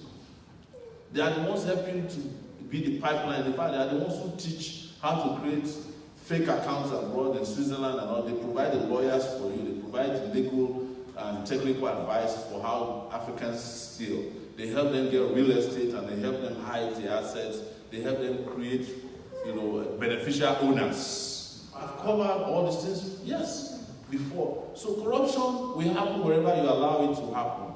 But we can stop corruption in Nigeria by ensuring that people in leadership don't have any form of interface with money. Part of the problem is that we allow, as Jonathan said, yam and goats to be coexisting. The moment you put yam and goat together, what do you think the goat will do? Is to eat the yam anytime it's hungry. So we must separate the yams from our stupid goats, stubborn goats in the country. And technology can work. We discussed it yesterday. You can, if you go around this building, which I'm sure is a public building, to get into various sections of it, depending on how secure they want, it's fingerprints. So if anything goes missing in this building today, they will find out from every one of us, because they have videos as you are going to the toilet. If you took anything with you, in 5 minutes, they review, they know who stole what. They know the number of people that have entered this building, how many people left the building. So you can do the same thing with the federal workforce in Nigeria. Make sure that everybody that is coming to work have a fingerprint before they can open their door. When they are leaving, if you want to elevate to a high level, you make it retina conscious, this retina sensitive process where you use your eyes before you can get into the building. The technology is there, it's cheap. But Nigeria has got over 25% of its workforce who are ghost workers. So when we are even talking about the workforce in Nigeria, you are talking about almost 250,000 people who are not at work at all. But I met a friend of mine who said they brought the technology to Nigeria to to weed out all the ghost workers. Their bosses called them to a meeting and said, "You want to die?" I said, "What do you mean want to change this country?" They said, all these emirs, obas, that's how they eat too. We share the money with them. So if you eliminate ghost workers, they will come and kill you. The guy said he packed his things and ran away from Nigeria. Because you already, without even deploying the technology, has already found 100,000 fake workers. Yes, just by looking at duplicates. And the database is there. You look at Nigeria today, they collect data in 7 different places. INEC, immigration, banks through BVN, INEC, right? The phone companies have data that they collect. If you go and collect passport, FROSC, the driver's license people, everybody, including National Population Commission. So nobody can tell you that there's no data of Nigerians to work with. But people who have analog brains cannot use digital data to plan a country. So we have everything that we can use. We have all the raw materials to bring about an economy that can work for us.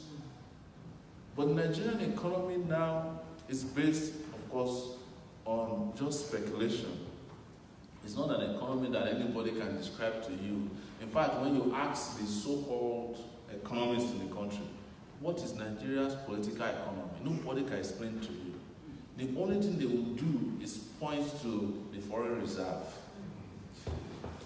And I'll ask them, what is the meaning of foreign reserve? They said, Sowore, you don't understand economics. Foreign reserve is the credit card of the rich. Yes, it's for balance of payment between what you are importing and so that there will be something to pay for your importation. The moment you start producing, you don't need foreign reserve. You need debt. You can owe as much as you want. America is the biggest debtor in the world, but it's for their own people. I have been asking people, where do the UK put their foreign reserve?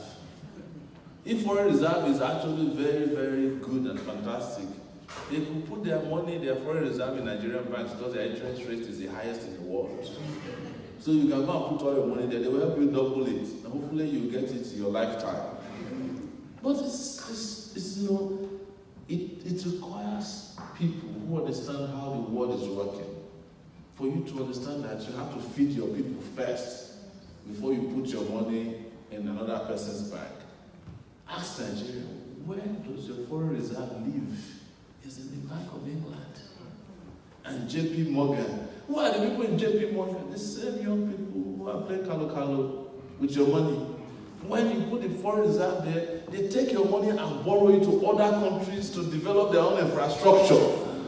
And your own country cannot boast of 1 kilometer of highway that can take anybody to his destination.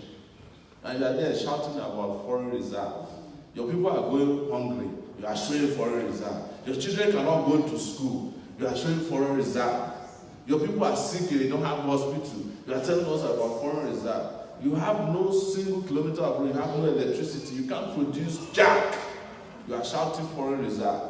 And anytime they then get a chance to appoint anybody that is reasonable, they will appoint somebody who has failed at the World Bank to come and be the Minister of Finance of Nigeria, because those ones are reporting on behalf of their masters. So, restructuring, of course you've heard this story too many times. Nigeria is the new buzzword in Nigeria. They want Nigeria to be restructured. And it depends on who you ask. What is the meaning of restructuring? Some people will tell you that it means devolution of power.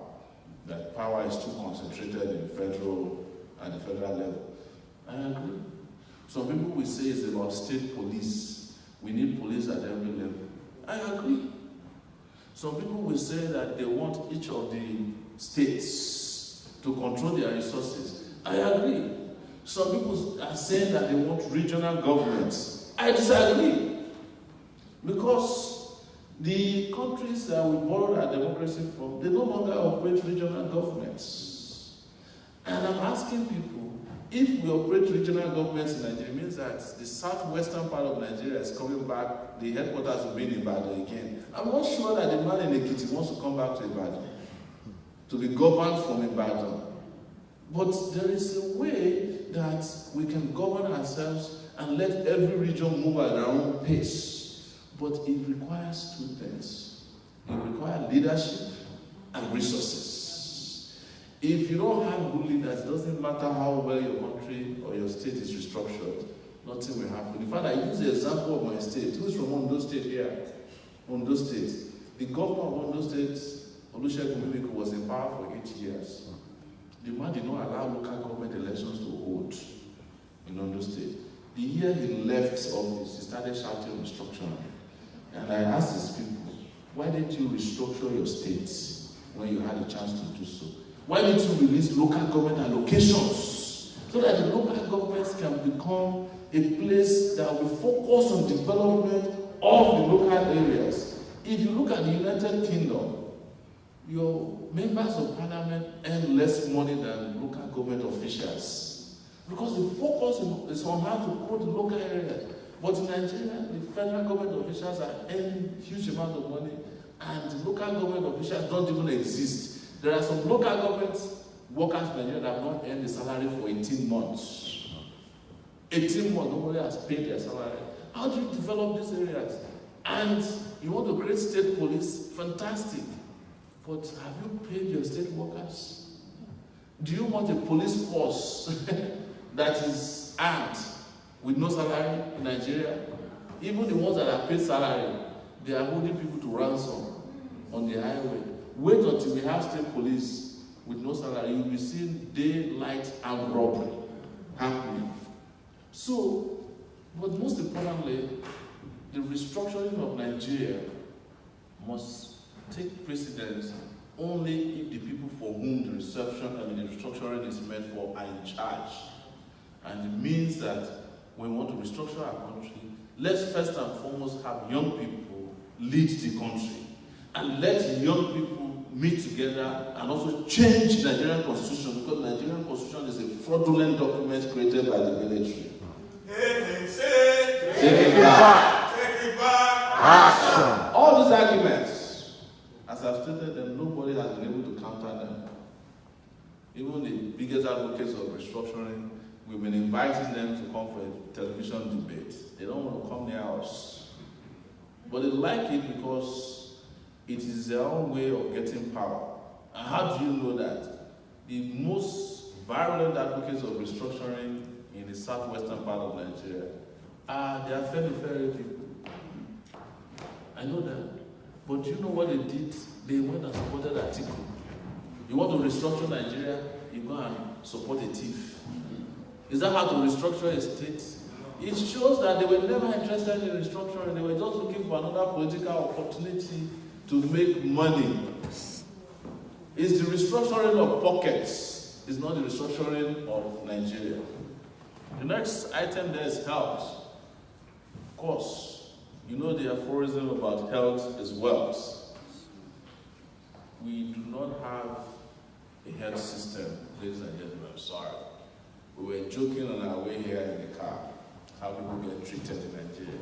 Every disease in Nigeria, every ailment, every sickness is called fever. Yes. Every diagnosis starts with malaria. You could have cancer and you are at the terminal stage. You walk into hospital, the doctor will tell you you have malaria. They have not touched you, tested you. I'm not saying everywhere, but at least 90% of people in Nigeria who have had the misfortune of seeing a doctor is given a wrong diagnosis, first and foremost. And the moment they start treating you with malaria medicine, when you have other problems, they'll be watching you and they give you 3 days. After 3 days, they will now elevate the diagnosis to typhoid. I don't know why everybody in Nigeria has typhoid. And you ask people, what is wrong with you? They say, I have fever. So, but it's been 3 days now. Say, I've been back to the doctor. They said it's typhoid. This is how most people are treated in Nigeria. So what do we intend to do is to bring healthcare back to it, and it has to include a primary healthcare system that is free and accessible to all. So that even with that level of Nigerians getting their blood pressure measured on a regular basis, because if you ask me, that is the greatest killer in Nigeria. Yes, heart disease goes all over the place. Because we have other problems, we have maternity care issues, but heart disease is all over the place because nobody's out there even checking on anybody.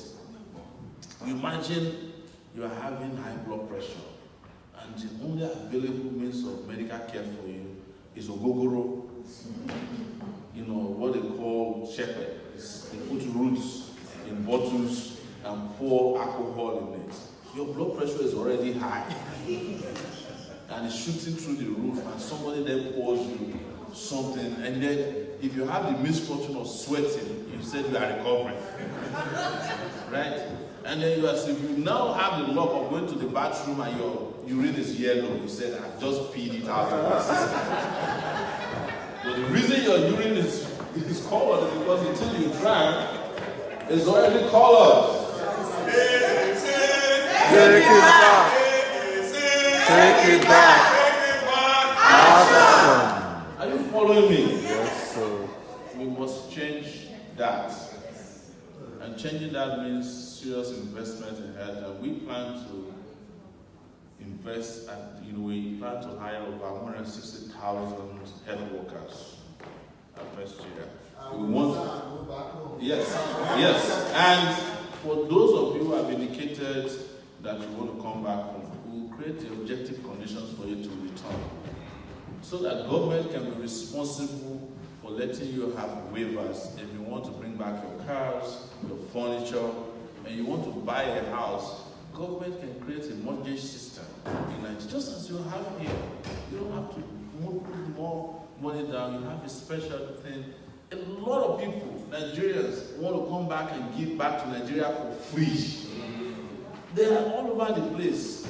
But nobody want to listen to them. Most of you, when you take even your ideas home, the more you push the ideas, the more they hate you. They say, who do you think you are? You think you can just come from nowhere? Yeah, they say, you are from London. It says, it's not the same London where it's always raining. Or they take your document from you, they go and change the name and the idea, take it and use it to make money, and you never hear from them again.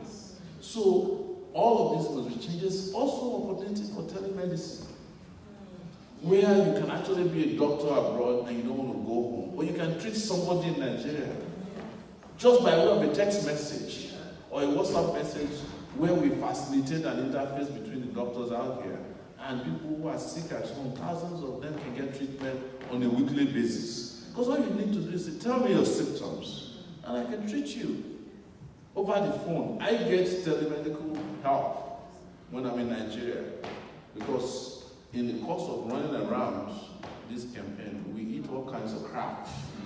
That's the truth. Because you never have a chance to, choose what you are eating. You don't know when it's cooked. You just stop by the roadside, eat all kinds of things just to get by. And we get a lot of stomach flu and virus infection or viral infection all the time. You call the doctor, and before you know it, you're fine. So that opportunity is also there for a lot of people. Because a lot of Nigerian doctors have left the country. And the ones that have not left, the country has left them. Sadly. So that is for health. Education also, you don't want to get us started in this one, but we must invest in education. We must invest in education without looking back. I have said it, education has to be free in Nigeria. Even the World Bank recently apologized.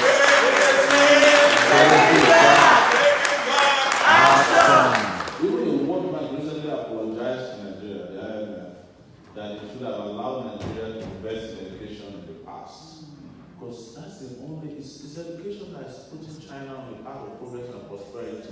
It is education that is putting India where it is today. We must invest in it. Ladies and gentlemen, if some of us did not get free education, we wouldn't have been able to go to school. That's the truth. Most of you who are here got zero to nothing in terms of school fees. When you go to Nigeria today, that drone in Ibadan, your state, is charging students 250,000 naira to go to Lautech. How do you pay people 18,000 naira a month and you expect their children to pay 250,000 naira school fees? They are pricing education out of the reach of the poor, but they know what they are doing. They are forcing their schools to excel and their children to go to school. Buhari's kids, as backward as Buhari is, he understands the importance of education. His children are here in the UK, including the last one. They are going to school here. He didn't send his children to a Almajiri school. You would think that somebody like that is very religiously bigoted. All his children will be in the Lekewu. No, they know the importance. Atiku's children are not going to Almajiri schools. Almajiri school is meant for the scum of the earth.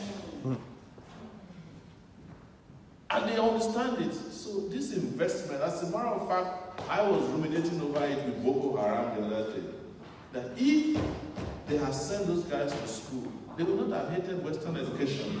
It is their own way of retaliating against the lack of opportunity that, the opportunity they were denied when they were growing up. Because they were children of the poor, they sent them to Almajiri schools, and when they woke up and discovered that they couldn't cope in our quasi-westernized society, they became angry and started preaching against the system. And instead of the system to do something about them, they started handing them Okada, bikes. And after a time, they realized that these so-called people who are not sending there, they are not giving their children bikes. They see the kind of cars they drive, they know where they go to vacation, and they decided to strike back. So if you want to guarantee a future of peace for yourself, educate your children. If you want to guarantee a future of progress and prosperity for yourself, educate your children. What we know in our culture is that children are the social security of their parents. When my father was sending me to school, he said, look, when you are done, you have to take care of me, and you also have to send the rest of the children to school. I'm still paying school fees to them, first of 16 kids. And don't ask me if I know all their names. But we're there. This is the kind of future we must guarantee for ourselves. We must invest in education, whatever it will take. We must invest in education that is not discriminatory. Because look at it, so many of you came to this country with one cloth on your back, and you are doing so well for yourself. You are sending your children to school here, and even not only do you send them to school to get the best education, some of you even protest here. When your children are not getting the kind of education that you think they deserve, you go and meet their teacher and say, why did my child not get 4-figure table? You know? Why did you give him the one that is torn? Whereas in Nigeria, there is no school for anybody. We went to Obafemi Awolowo University the other day. Their toilets cannot be used by pigs. I went on a train in Nigeria from Yaba the other day. You cannot transport chicken in those trains. If you do so, the animal rights people will protest against you. But we met thousands of Nigerians inside of the place. And when we brought the video out, we had to compare with South Africa, Kenya, and Ghana. Because we don't want to make any comparison between Nigeria and Europe, because we come at you and say, maybe Europe has been around since 1500. Why are you comparing us with Europe? These ones are countries that started about the same time we started. We didn't even go as far as Ethiopia. Agriculture, you know, as I mentioned, look at what modern agriculture is doing in your neighborhood here. Look at the ranches. Look at how you buy your products. To the extent that in the US, the expiry date of milk is even different from city to city. So they have milk that expires in New York. It will take another day to expire in New Jersey. You're asking yourself, am I supposed to take the ones in New York so that I go and drink it in New Jersey? But not only that, these products are grown consistently and structurally that every night, most of your countries around here, your supermarkets throw away food. They throw away food because they say they are not fit for consumption. Our people are not fit to consume anything. That's how they are treated. Agriculture could have become and will still become Nigeria's mainstay. Will become a base for building this economy the moment we put together a government that understands how to make money from agriculture. We've got people to feed in Nigeria. We don't even need to export. But in case we need to, that will bring in serious revenue for us. Tourism, of course, is a big deal in the whole wide world. We put in tourism because we know that tourism is just beyond going to look at Olumo Rock. Music has become part of tourism now. For us, the movie industry, for us, is part of tourism. And these are big-time money earners for other countries. Let me ask any one of you before I close here. Who has been to vacation who has been on vacation in the last 2 years? Like, you take a break, vacation. Yes. Is there anyone who has gone to Nigeria on vacation in the last 2 years? Vacation. Not staycation.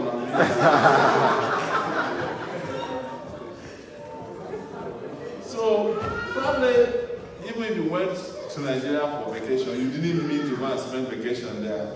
You had some time and you visited. I'm talking about you pack your bags and you book a hotel and you take your kids to go and. Is anybody has done that in the last 2 years in Nigeria? Yes. All right, that's very good. Only 3 of you. Yes. Reluctantly. Yes. I'm not trying to guilt you. But the fact is that we are not, even when we do it reluctantly. It is not the way you go to Jamaica that you go and spend vacation in Nigeria. Like, you know, and how many of you took your kids home and they came home, Nigeria, and they came home and said, Daddy, when are we going to Nigeria? Probably not many, you know.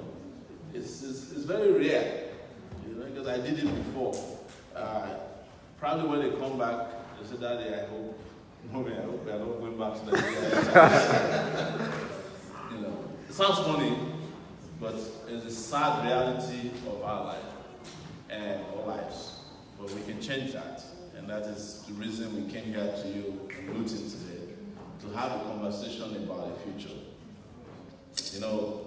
People ask, is this thing you guys are planning an election or a revolution? And our side, whichever one comes first. Yes. That's what we will do. So based on that, thank you so much, Luton, for coming today. Take it back. Take it back. Awesome. Thank you. And we would love if you can support us. But take it from me, it is not compulsory that you do. What we need is your heart, not necessarily your wallet. Because you can give us everything. Please have a seat. Please have a seat. Yes. You can give us everything you have and not put your heart into it, and will still not make a difference. But you can give us your heart and not even have much to give us, and we'll all make a difference. So how do we make this difference? Right? So many of you who I heard actually went home to register to vote for the first time, and you are planning to go back and vote in this election. Because of you, 12 million voters, 12 brand new million voters have entered the Nigerian electoral roll this year.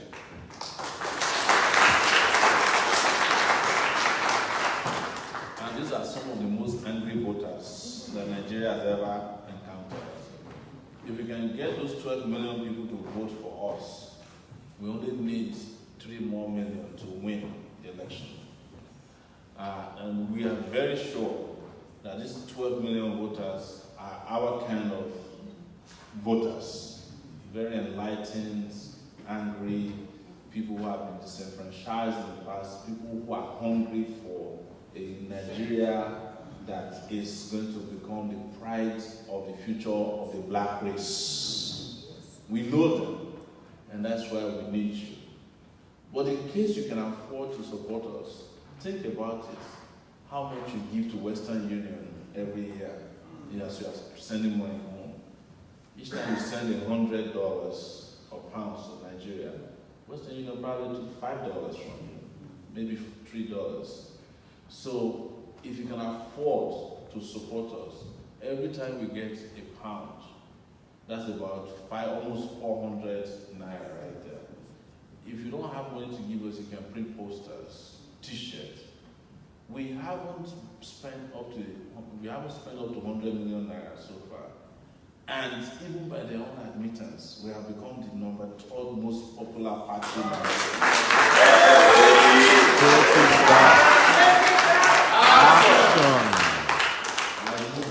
This was what this day reported 3 days ago. It said the most popular, 8 popular presidential candidates. It mentioned Buhari, mentioned Atiku, and mentioned Sowore. Yes.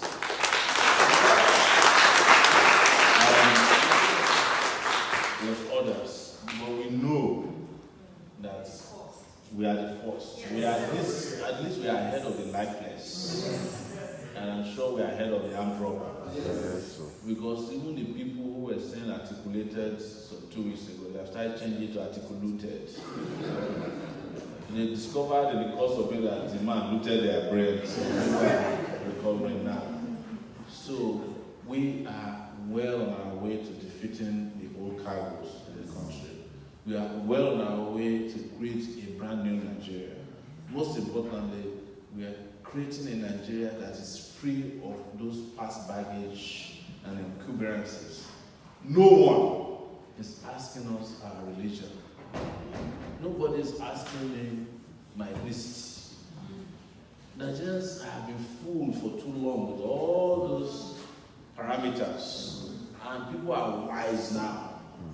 In fact, it used to be that they say, which celebrity is supporting you? Now, nobody's even asking about celebrities anymore, because we are creating our own celebrities.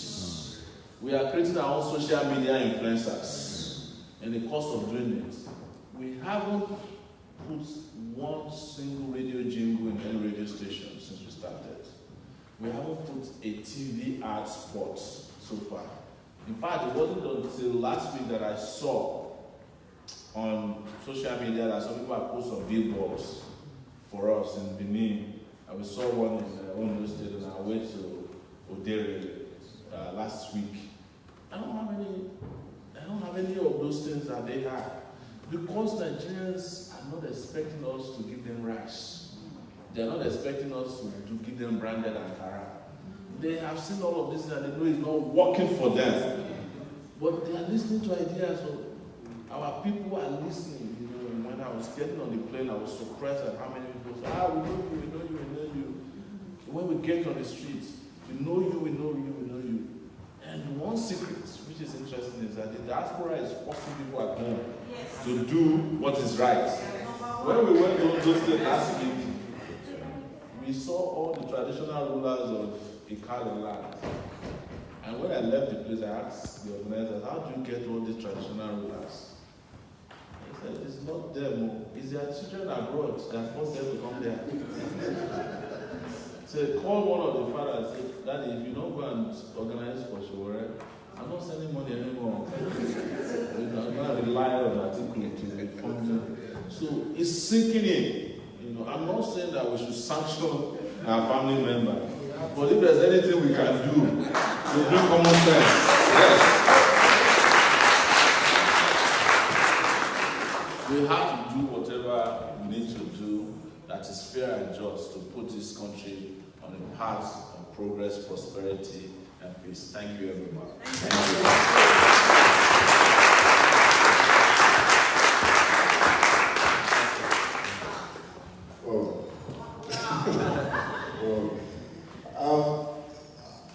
I'm taking you guys are inspired, right? Yeah? Okay. To be honest, I don't think anybody would have explained Nigeria in such a simple and subtle way that even a child will understand, like we've just listened to now. You know, we've had people come with different, big grammar and try to confuse us, but, it's just so simple. I feel that, you know that joke where they say, just take my money. That's how I feel right now. But the truth of the matter is, we're here for a purpose. We're here for a reason. We're here to support the agenda. We're supporting the party. We're supporting the revolution. We're supporting the Congress. And then we're supporting the people. It's not a case of, hey, what do we want? It's what does the country actually need? Like we said before, what do we need to do, right?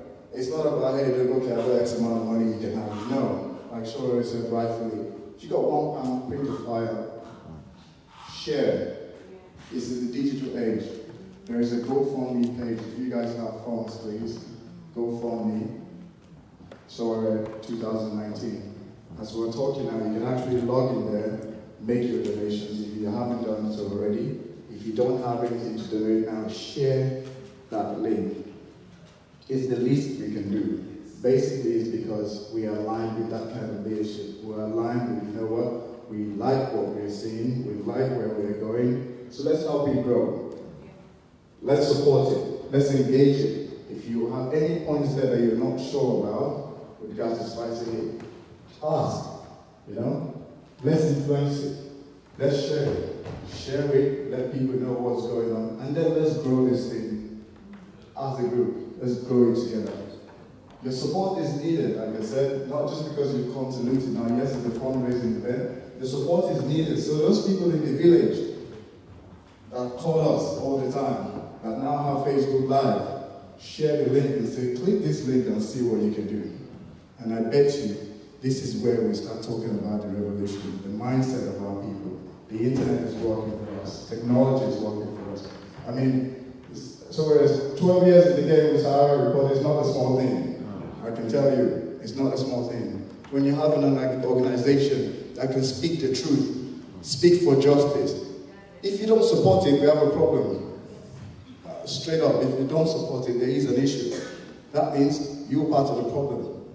But now we have a solution. We know what we're up against. we know what we're up against. We don't, I don't want to call too many names. I know too many. But to be honest with you, the game is won by those who keep on going. I would like to close it by, Winston Churchill said, success is not final, failure is not fatal. So what it is, you continue. That's what counts. We continue to support.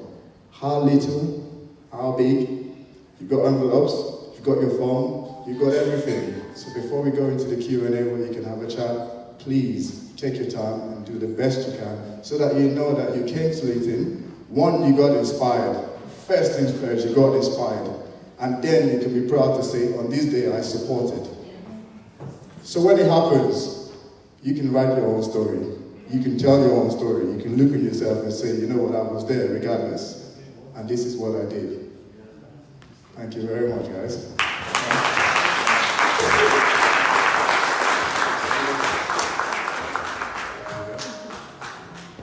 AAC.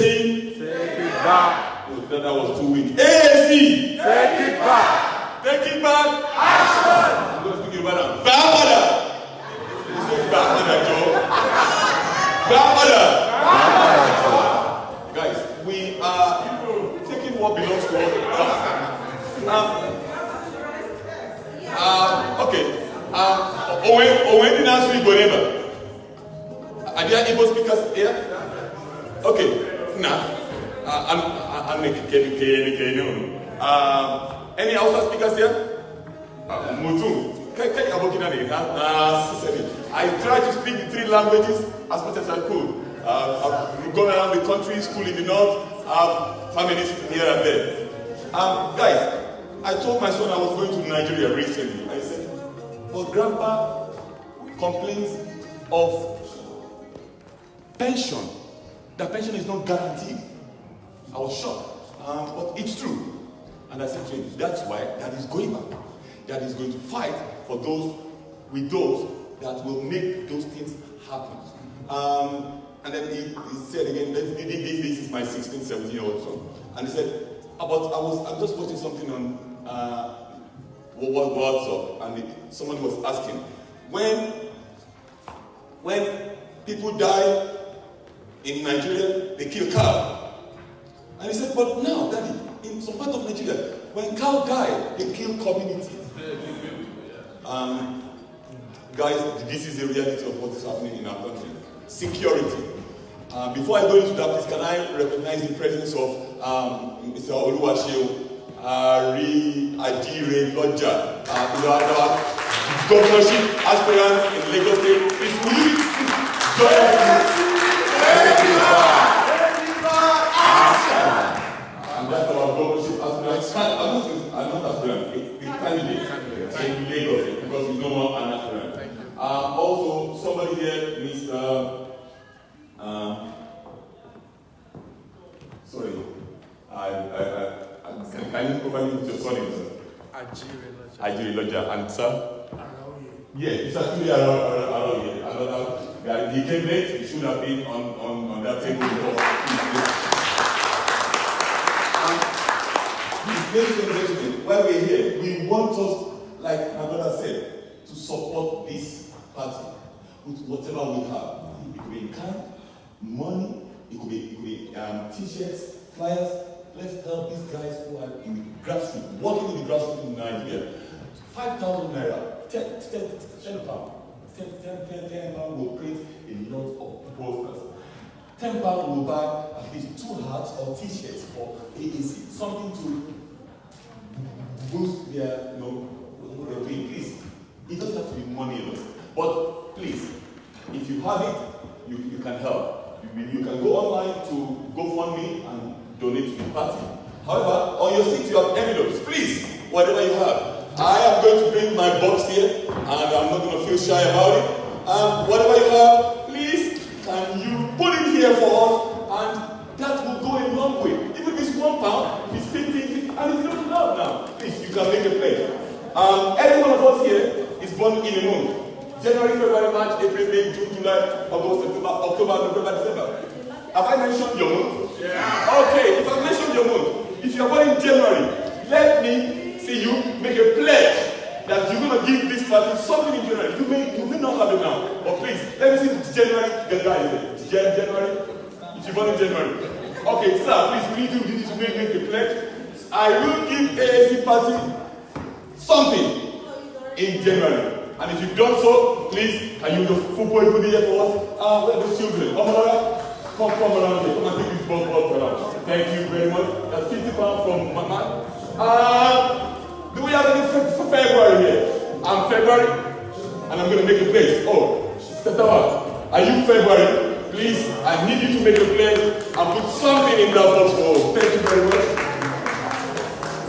In that way, I'm going to touch everyone here. February. Do we have March? March. Oh, I am going to take it too slow now. All right, February, here we go.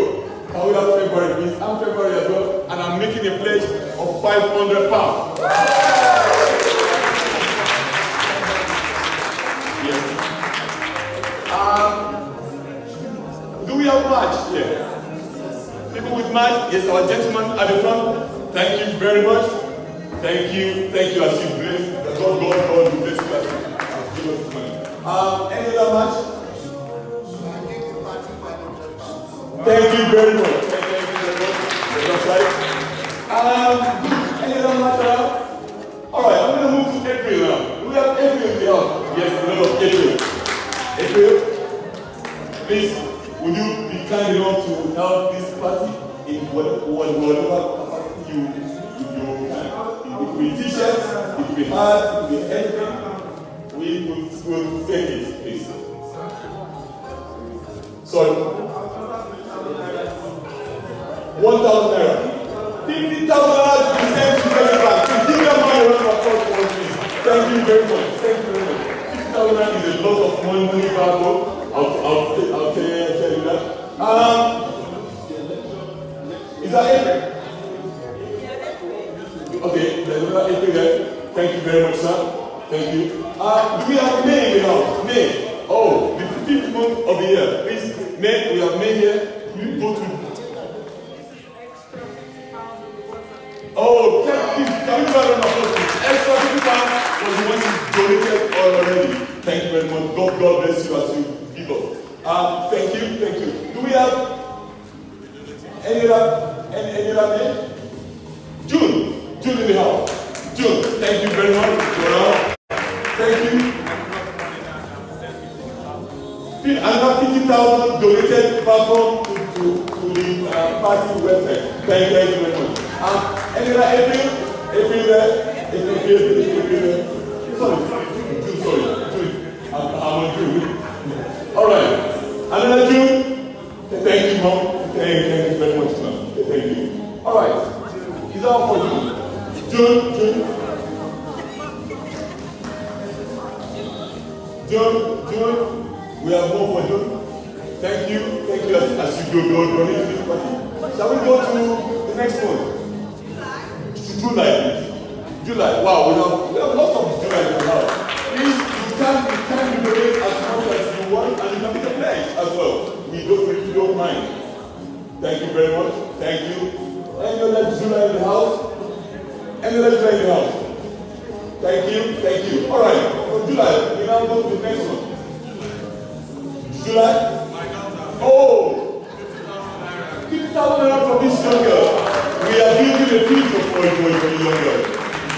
Apart from July, do we have others in the house? The 8th month. July. Oh, July. 50 pounds. Thank you very much. Thank you. This will go a long way, ladies and gentlemen. This will go a long way in helping people in the grassroots. These guys are willing to work, but they have master's degrees, they have PhDs, but no jobs. I tell you this, I've gone there, I've seen it myself. These are educated guys who are willing to change things in the grassroots, but no jobs, therefore they don't have the means. Let us help them, please. From August, I will go to September, please. September. Come on, September. Thank you very much. Oh, okay. As we use September, I'm going to go to the high table.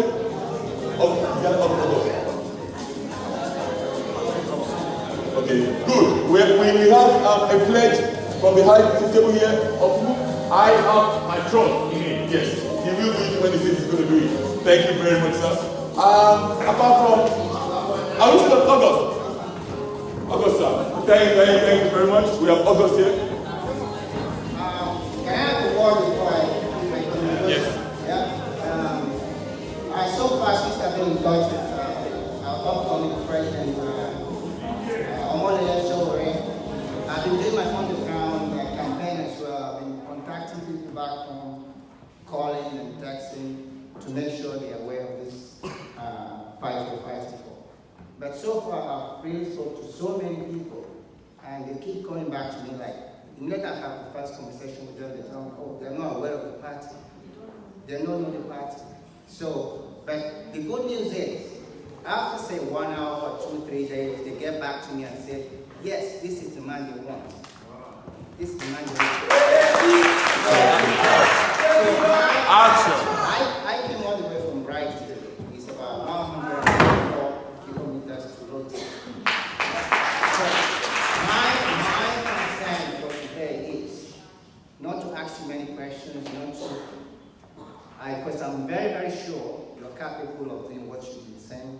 I've followed you, I've listened to you attentively, I know you're capable to move Nigeria forward. So, but my worry is, to how do we reach out to people back home? We are here, but we cannot vote. But people back home who are really there to vote for us are my concern. So far, I'm not afraid of them not believing in you, but I'm just afraid for them to be aware of this AAC party. Okay? I've spoke to several people. So my contribution will be, I'll give some money now, but I still want to do more, like to get your poster, pay some drivers, maybe I don't know much of them, but I have talked to so many people back home, just to place their poster on their cars or vehicles or whatever. I can pay at least the minimum wage they're talking about. Yeah. Seal the campaign. Wow. Take it back. The forces alone will help, at least to make awareness. I'm from Mbano, Imo State. So down there, I spoke to several people. So I spoke to several people, so I think this will also help. Then one other thing I want Sowore to do, or one question I think I want to ask is, what effort have you put to get hold of Nnamdi Kanu? I remember one of your shows, you said, when you had the rumor that he's joining PDP, you said if he should do something like that, it would be a political mistake, which I completely agree with you. And I would be so disappointed in him if he does something like that. But I still urge you, if you can, because this is no more time for ego, pride, or whatever. It's all about trying to make things work in Nigeria. Definitely. So do your best. Please, get hold of Nnamdi Kanu in any form. If it takes for you, if it needs you to fly to him, you try your best to fly to him. Try to convince and see what he can say, because he has a lot of followers. He has a lot of followers. And I believe anything he says will stand. So we alone, as AAC members, can do it alone. And this is why I said, no harm, no harm, I'll do my best to make sure I'm here.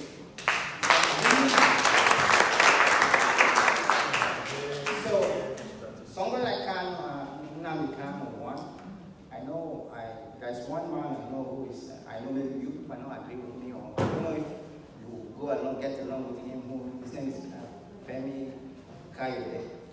That man, Femi Kayode, fine. One of my friends said he has a question mark as well. But he's deep into Nigerian politics. He's a young man, he's deep into Nigerian politics. Maybe we can remember what happened in the financial crisis. The same people who crashed the financial crisis were the same people that fixed it back, but under a different leadership. Okay, I have to cut you short there. I'm very sorry. Thank you very much. It's in the middle of fundraising. Nnamdi Kanu, well done. Femi Kayode, good. We will talk. There will be avenues to talk about that. In Luton today, we want to raise money for this party, and that mission is what we. Thank you very much. I appreciate your guys.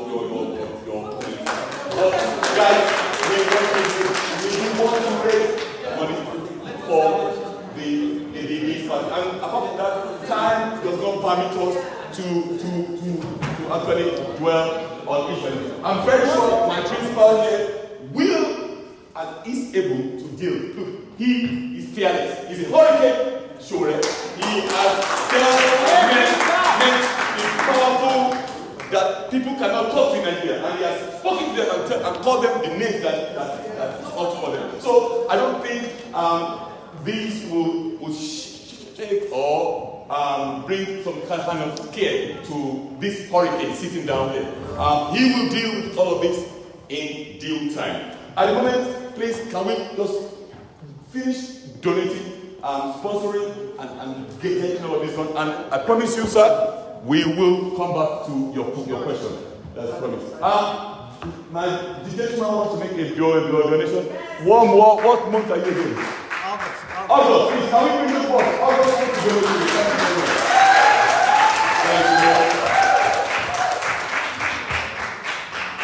Apart from August, we go down to September. We just September. Yes. Now October. October in the house. Yes, there's one October. You want to make a plan? September. Okay.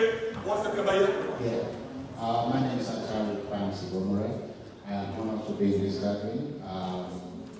Meeting you today, I had to sacrifice a lot, but I wanted to see you, Sowore. I don't know. I've been part of the movement. I was part of one of the people that supported Buhari from the diaspora. We actually fought with the PDP sponsored students that came to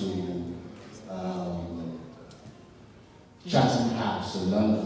I'm part of member of the Hope movement, even though that movement is not as strong as it was, because while some of us did it, we were not expecting anything. We just did it. I would say I'm one of the people. I grew up in Kaduna, so I happen to know Buhari, and I knew from the work that he never had the economic and intellectual capacities to do it. But I did support him in the sense that if he has the right people around him, he will do it. So you coming out now, and I assess your viability for this job between the likes of Mogalu, Drojayi, and yourself. And I must say a big well done to you. For your reaching out, because I'm a student of political science. It's not just about speaking English, it's not just about being articulative. 60% of the voters in Nigeria are illiterate. 60% of those illiterate are constituted in the northern part of Nigeria. I will encourage you to build that synergy up enough, mostly with the territories. I've seen you started it. A progeny of late man Aminu Kano of the NEPO party. That's why I supported Buhari. Anyway, not to take much of your time, with all your efforts, I will support with my little token. I'm pledging £100. Thank you very much. That's another £100 from Mr. Tatari. We were in October, am I right? October, of course, October. Any other October in the house? Okay, let's move to November. November, the month that we are now, 11th month. Those who want to donate to us, if you are born in November, you should be able to. So, all right, let me go to money. Thank you very much. No, just to say, in addition to what we've already done, that's yes. £50. I know, yes. I mean, you joined us a lot, and another £50 on top of that. Thank you very much. Any other November in the house? All right, let's go to the last one, December. Where are the December? Oh, we have one more here, please. Let's start. 50,000. He's always in the order, always in the order, anytime, any day. Who else? December. Wow, Mr. Taiwo. Thank you very, very much. In addition to what I've just put down, I'm pledging $100. Thank you very much. I know this another £100.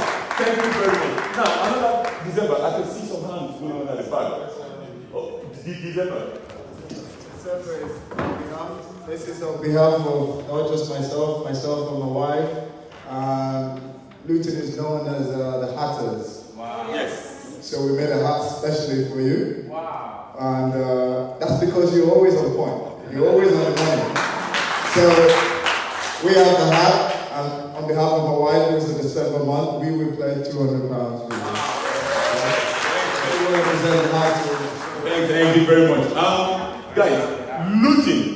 Those who know Luton very well, we are known for making hats in Europe, not only in England. And that's why they call our football club the Hatters. Most hats that go around UK, in England, they come from that hat factory there. And we are proud to have a Nigerian in the midst of hatters that has made this hat. So please, let's give a round of applause to this gentleman. Thank you very much. Please take that as a token of our love and appreciation for showing up, for turning up in this our small town. Yeah. Thank you very much. Guys, please, there are other ways to donate. We have GoFundMe. You can go online and support whatever you have. If you have any amount, or if you have hats, t-shirts that you really want to send, please get in touch. We're going to leave you with details. Now, can I tell you guys, those of us in Luton, this is the beginning. Now we have a forum. Before you leave here today, your numbers and your details will be taken. We will have periodic meetings. From now on, we will have officials and escorts that will manage AAC in Luton.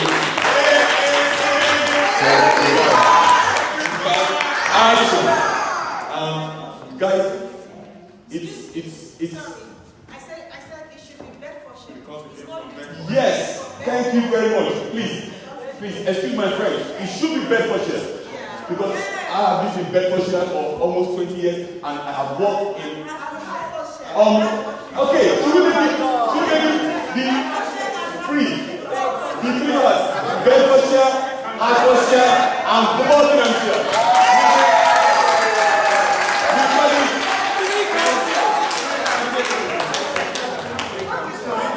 We call it, just like the radio station, the 3 counties. The shires, Bedfordshire, Hertfordshire, and Buckinghamshire. All around.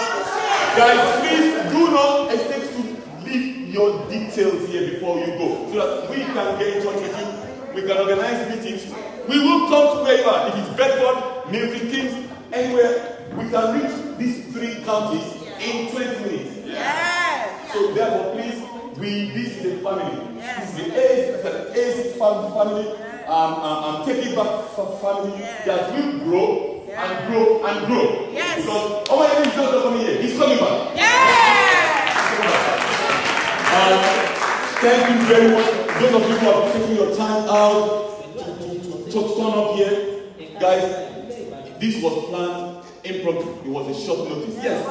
I'm really surprised that we have this number here. So please, I give thanks to everyone who has attended. Please take that away. Thank you very much.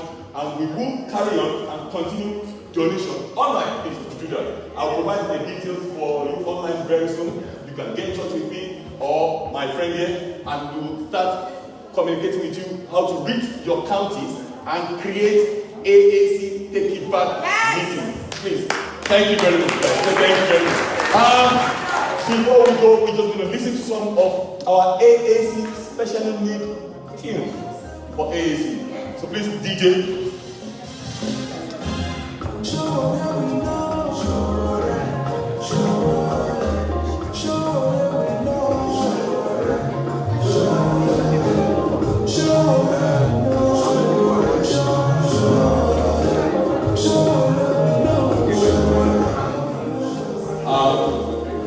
Guys, we run and we intend to run a government of inclusion, a government that includes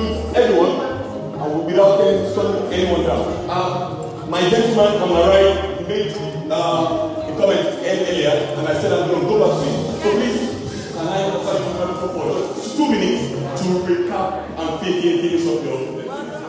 Thank you Anyway, it's still all about how we can do to reach out to people back home. It's very, very, very important. So like I said, in my own part, I donated something already, but I'll still try my best to do more with what I just said. I will try to speak to people I know, friends, family, where we can get the posters and place in their cars, and I'll try my best to pay them till the election. And it shouldn't be it should be everyone should try. Because Sowore, we've listened to him, we've heard him, we know he's capable of doing what he has said. He has the ideas, he has what it takes to do it. But just we hearing from him is not enough. We need to really reach out to people back home. It's very, very important. We can do whatever we can. So I think that's what I was about to say before we took the mic. And I wanted to respond briefly to some of the things you read. All right. Thank you. I know that a lot of you are itching to ask questions. And we should let you ask a few questions. But he's raised some very important questions as to first how we can reach to more people at home. I want to give you an instance yesterday when we were coming, and there was a guy I met in the plane who said, same thing. When I first mentioned it, nobody said it knew you. And by the time we went back, he said there were posters all the way from Okada to Asaba, and they posted. We didn't send the posters there. Some people printed the posters, paid people to post it, and that is the way this movement is growing right now. You mentioned Kanu. Of course, when he announced that he was joining PDP, I said it would be political suicide. Luckily enough, he denounced it, and we will meet with anybody that can bring about peace, engagement, and progress to the country. And he has a lot of followers. I know Kanu very well. People have asked me before, do you have anything against him? Nothing. The only problem I have with him, and I did communicate that through one of his aides, there was no reason for him to lead a movement that is discriminatory, to say Yoruba is cowards, Hausa. All of these people are oppressed people. They are also looking up to Kanu and his people to deliver them. Wherever the freedom will come from, they will support. So, in fact, unofficially, we're trying to make contact with him wherever he may be. And I will be glad to go and meet him in Israel or wherever he may be. And also guarantee him a return to Nigeria. Free return to Nigeria. I understand, within the short time I've been in Israel, that the Biafran struggle is not exactly an attempt to break up Nigeria. It's a struggle for justice. Yeah, and there's a Biafran neighborhood in every part of Nigeria that is waiting to get some form of justice. For those who may not have heard me, I've said it several times, it's not only Biafrans that have seceded from Nigeria. A lot of Nigerians have seceded from Nigeria because of the injustice in that nation. You mentioned Femi Fani-Gayode. Unfortunately, we have lost Kayode to any form of... Femi Gayode is a mercenary for oppression, but he is very good when it comes to his ability to confuse people with English. But deep down inside his heart is part of the problem of Nigeria. But he's a very good demagogue. So he uses his... In fact, he was the one who came and lied that Kanu has agreed to support Atiku. Yeah, he was the one who brought out the lie on Twitter. So I know Femi Fani-Gayode very well. He needs deliverance himself. And we need to deliver him, but Femi Fani-Gayode cannot be part of any progress for Nigeria. He's already campaigning for Atiku. Yeah, as we speak. There's nobody who loves Nigeria that can be campaigning for Atiku at this time. So just to settle that. And we'll take a few more questions, but let me say that as soon as we can, we also have to go to another event in London tonight. So if you can let us out of here, we appreciate it. And for my brother who gave me a hat, man, I've never loved a hat like this before. And the good news about it is it's a green hat with a white, this is Nigerian flag. Did you plan it? Yes. Plan everything. Thank you very much. So let's take a few questions, Mr. J. And let's take a few more questions. We can answer all the questions at once, and we can proceed from here. Thank you.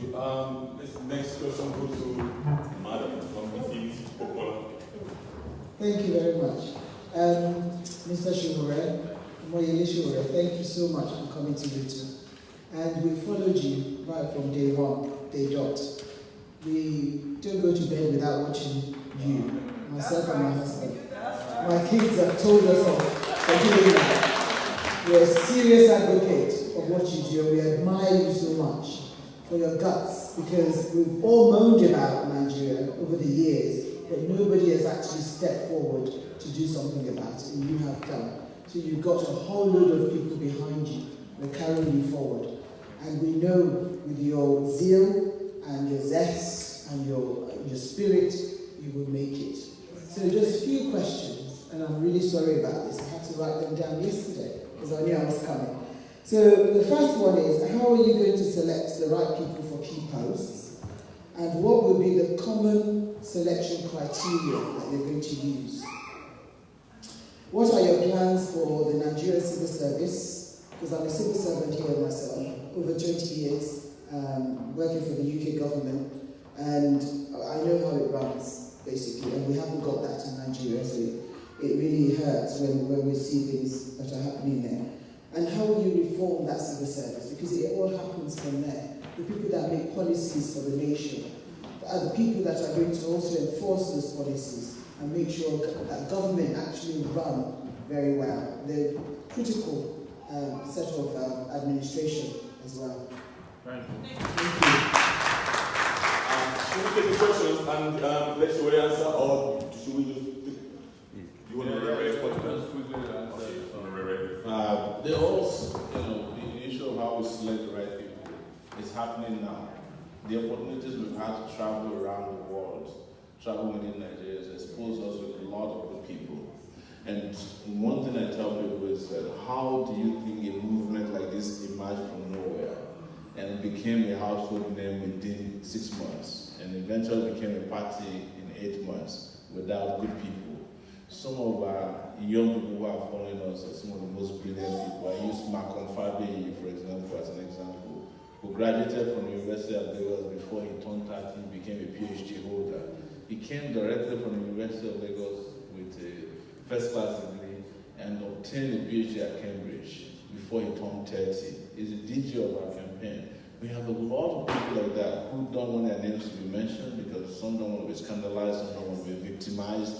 But we have a lot of vibrant young people both at home and abroad. You probably just heard recently too that we chose a vice president. By the way, of all the young candidates, we are the first to have the guts to announce a VP. Yes, of all the young candidates. And everybody that read the guy's resume was impressed. And he didn't fall from the sky. He came from northern Nigeria. He's a doctor and a public health professional who actually schooled here at Leeds. So that tells you that already our human resources department is working on steroids. So we know how to choose the right people and we continue to attract more good people to our side. I'll go to civil service. You cannot have the civil service they have in Nigeria expected to work. Let's start with salaries, wages. There is nobody who can live off of 18,000 naira and go to work every morning and in good conscience work for the progress of any country. That salary is a salary of punishment. There's also, when you talk about civil service in other countries, the civil service are designed in such a way to attract the best. In Nigeria, our civil service is designed in such a way to attract the worst. The Nigerian police is designed in such a way to attract armed robbers. Because there's nobody in his senses that will want to work for a police that is paying 30,000 naira a month. We are not doing enough to attract the best. We are not doing enough. We don't, to be fair to us, we don't have a civil service. We have a bunch of civilians who are serving themselves within the civil service. That is what we have. What I have said, and I'll repeat here, is that we need to forge our civil service, but we cannot do it in a military fashion. Upon resumption of office next year, will ask anybody who has been in the civil service for 25 years to take a buyout. Yes, they have nothing else. And then we hire new people and we forge civil service of these ghost workers and modernize our civil service. We went to the Ministry of Information the other day, what they call the radio. We went to Radio Nigeria, I think it was 3-4 days ago. They have 4 elevators. Only one of them is working. And the one that is working, there are 2 number 5s in the elevator. So if you are going to the 5th floor and the 6th floor, they will have to press the 5th on the top. This is something that happened. You go to the civil service office in Nigeria, you cannot use any one of them, you can't use a toilet. So it's that we have to build the civil service from the scratch. But we can do it because we also have to understand that the world has moved on beyond just buildings. We can have service to the people virtually. A lot of people can go around with a laptop or an iPad to work as civil servants. We don't have to go and resume to office. Most civil servants in Nigeria, by the way, are not civil servants, they are traders. If you go into their office, they are selling clothes, they are selling granules, they are selling food. They are not there for the purpose for which the civil service is established. So a new mindset that will be brought about by new leaders will reform our civil service. I know when you said you work in the civil service, and I know what you're talking about already. Because you are actually working for the public. You work whenever you work, and you are appreciated. If there's anything that motivates you to wake up in the morning to go to work, is the fact that you are appreciated for what you do. Not that, well, you just want to go because that's the only thing that is available for you to do. So the civil service reform that we bring about is not the paper tigerism you hear about. There's no year that they don't reform the civil service in Nigeria. Everybody is civil service reform. Another problem with the civil service is that they spend too much time attending conferences. If you go to Abuja, everybody, the same people go to this conference, and the moment they walk into this conference, half of them are asleep because they're tired. Somebody who has not had electricity before he came to work, how do you expect him to concentrate? It's very, very terrible. The civil service we have now is not capable of delivering the kind of Nigeria we want. The reform of this civil service will involve taking it apart, putting it together, digitalizing it, motivating it, inspiring it, and incentivizing the new civil servants in the country to make Nigeria work. Because without a civil service, it's like driving a car without engine. You are going nowhere.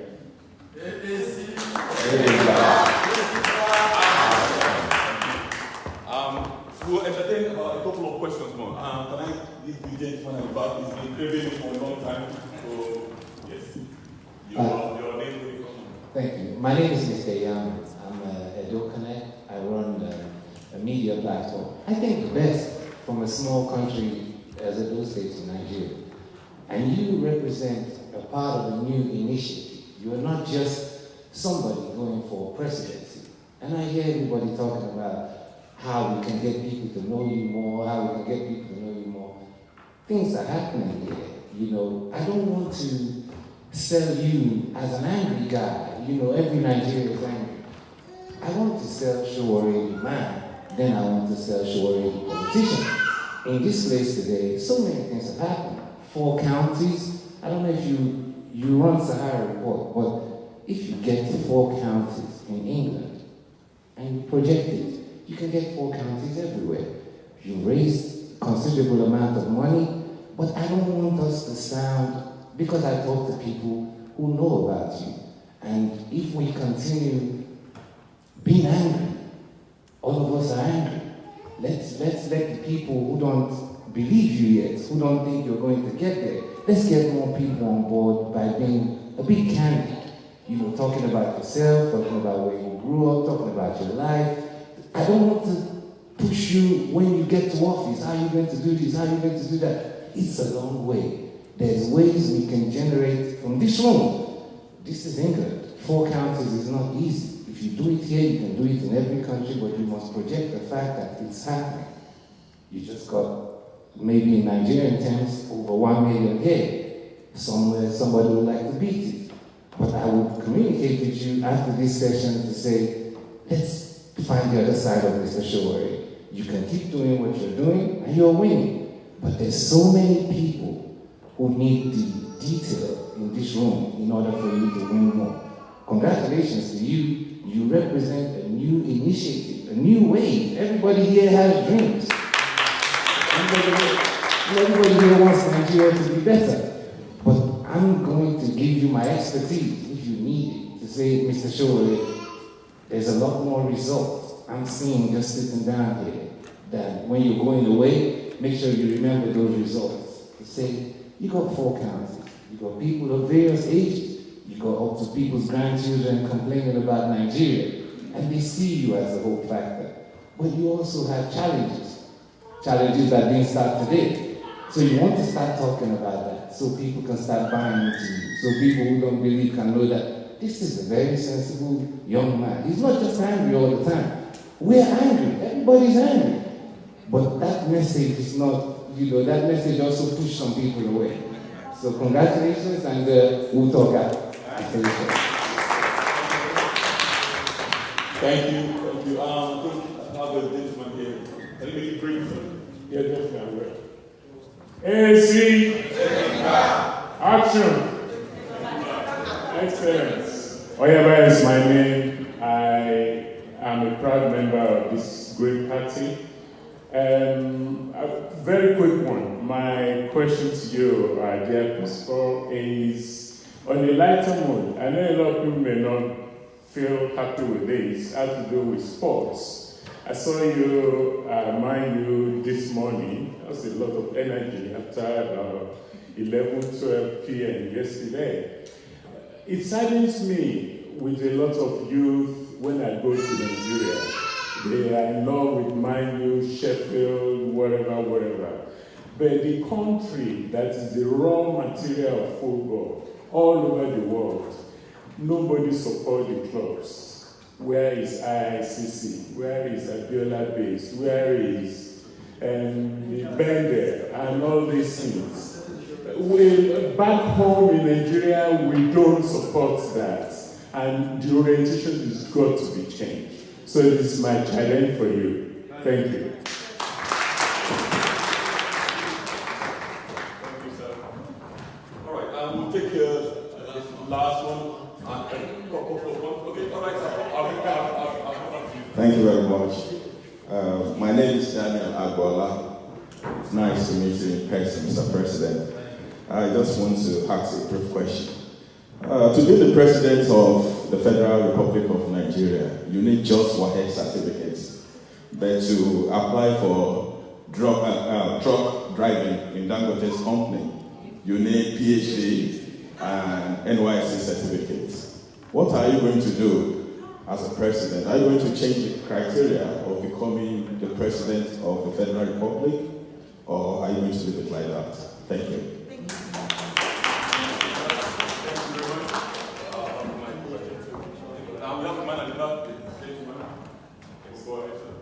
Yes, my name is Babajide. I've come all the way from Luton today to meet our able president, Mr. Sowore.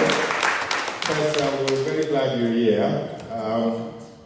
I would like to say there are a lot of people like me out there who actually see hope in what you're doing. So that's it's like an encouragement, just so whatever problem you're encountering, just know there are people like me, silent listeners, watchers. My question there is,